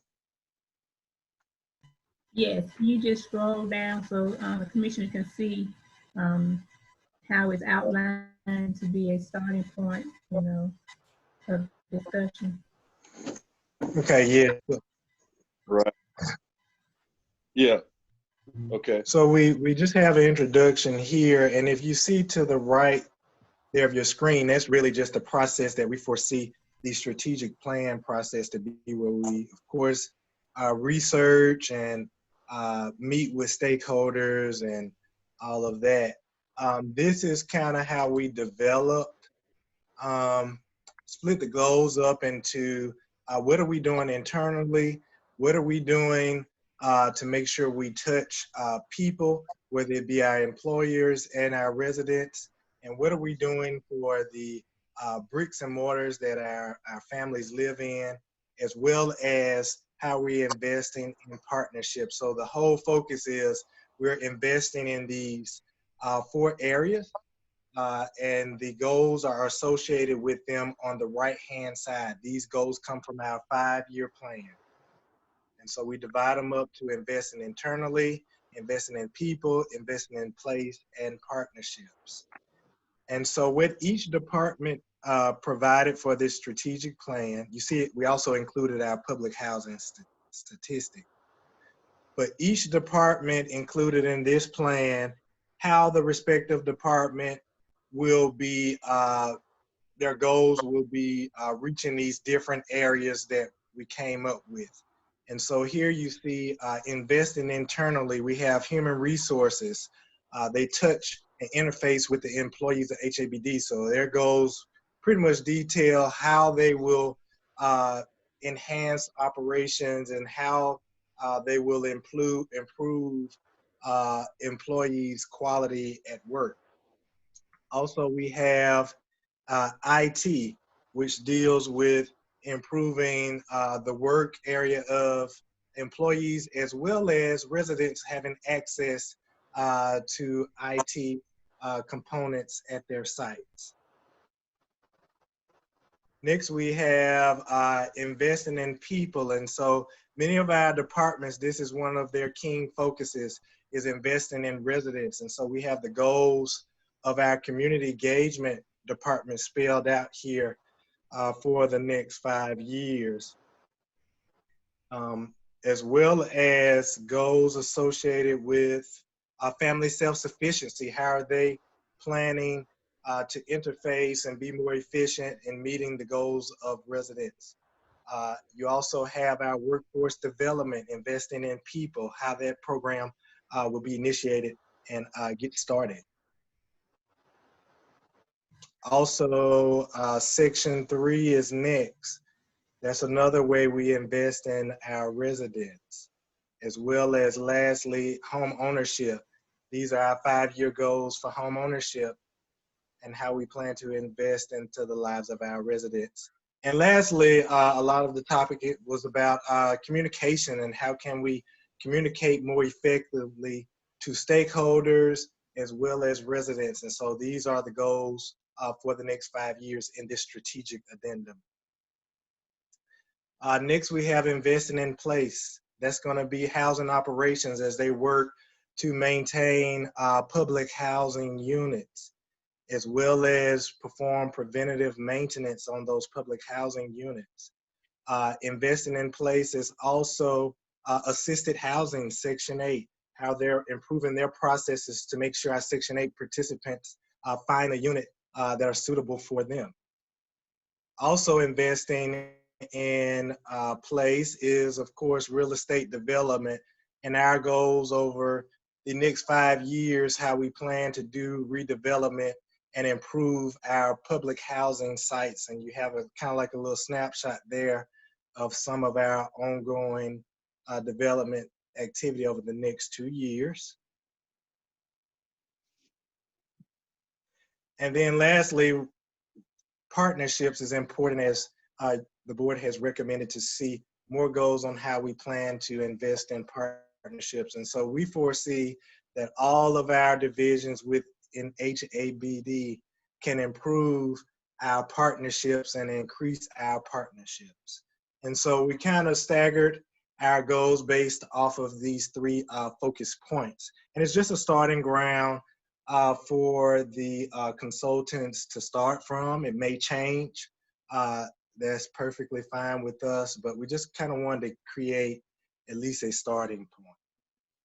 And a lot of what the commissioners recommended and questions that they had related to the different divisions is included in this document.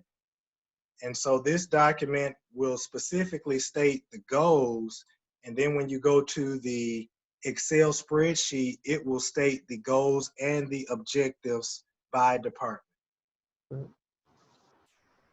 I like, you know, personally, you know, the last board meeting, just hearing the heart of our community members, you know, that spoke to us. What I heard was they wanted more trust, they wanted more communication, and they wanted more transparency.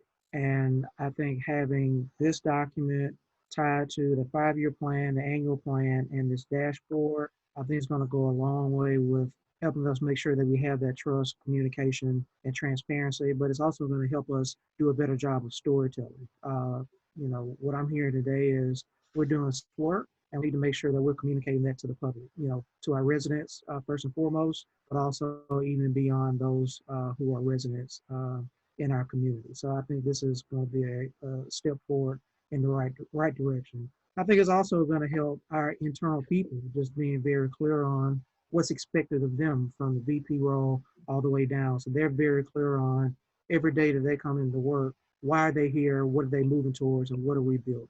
And I think this is going to make sure all of us are on the same page. Yeah, very good. And I think that is a good document, just kind of read through. I think that's a good framework for us to hand off to our third-party consultant. I would like to move in short order on this to make sure that this document gets to our third-party consultant. And we go ahead and put a committee together, a working group to work with this consultant. And so I'm ready to get to work on this. I definitely think it needs to be, something needs to be crafted or approved, if you will, before we put together any accountability measures for anyone. I think we need to all agree on the document before we, make that document a mandate, right? So I think the document needs to be agreed upon. And my suggestion would be to get this working group moving as soon as possible with the consultant, and let's set a timetable to get this document back to us within 30 to 45 days for approval.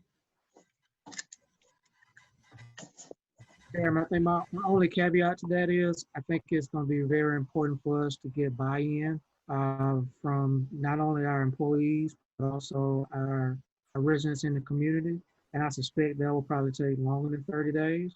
And so I think working in partnership with that subcommittee and the consultant, I think we can take as much time as we need to make sure that everybody feels good about this is the pathway going forward. I know some things can't be changed. What we sent to HUD on the 17th, that is what it is. But I think breaking that down into metrics that everybody feels comfortable with and is agreeable with, I just think we take as much time as we need to make sure that we get that right. All right, well, I can accept that. And anybody that knows me knows that I definitely care about what the residents think. So I will support that.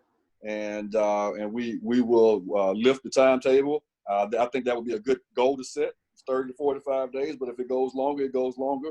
And that's acceptable in my eyes. So, but what I can guarantee you is that we're going to put this working group together within the next 48 hours and have this document to the consultant within 48 hours. I do think that was one thing I noticed looking at how some other strategic plans have been put in place, maybe the way we did it in the past too. But, is to make sure we have those meetings set and that there is a lot of different buy-in from not just our internal groups and our staff, but also, maybe people outside of the community too, to really get kind of a full kind of holistic picture of what we're trying to put together. Yeah, and that's definitely what we want to see buy-in from not only our community, our residents, but from our stakeholders and our community partners. So it's going to be a collaborative effort from everybody involved to make sure that we get the proper input to put into this document.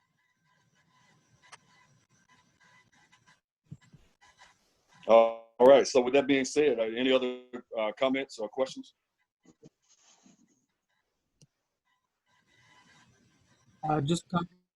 Again, I just want to let the staff know and the leadership know that I really appreciate all the work that's gone into this. I think we're definitely moving in the right direction. So I appreciate everything that you've done. I hope everybody stays safe, stays home as much as possible so we can get through this crisis and get back to whatever our new normal is going to be. Okay. All right, Attorney Moore. Yeah, Mr. Lewis, I just want to thank everybody for all their input and their help, and I especially want to thank them for finally including all the residents and everything that they do. Okay, thank you.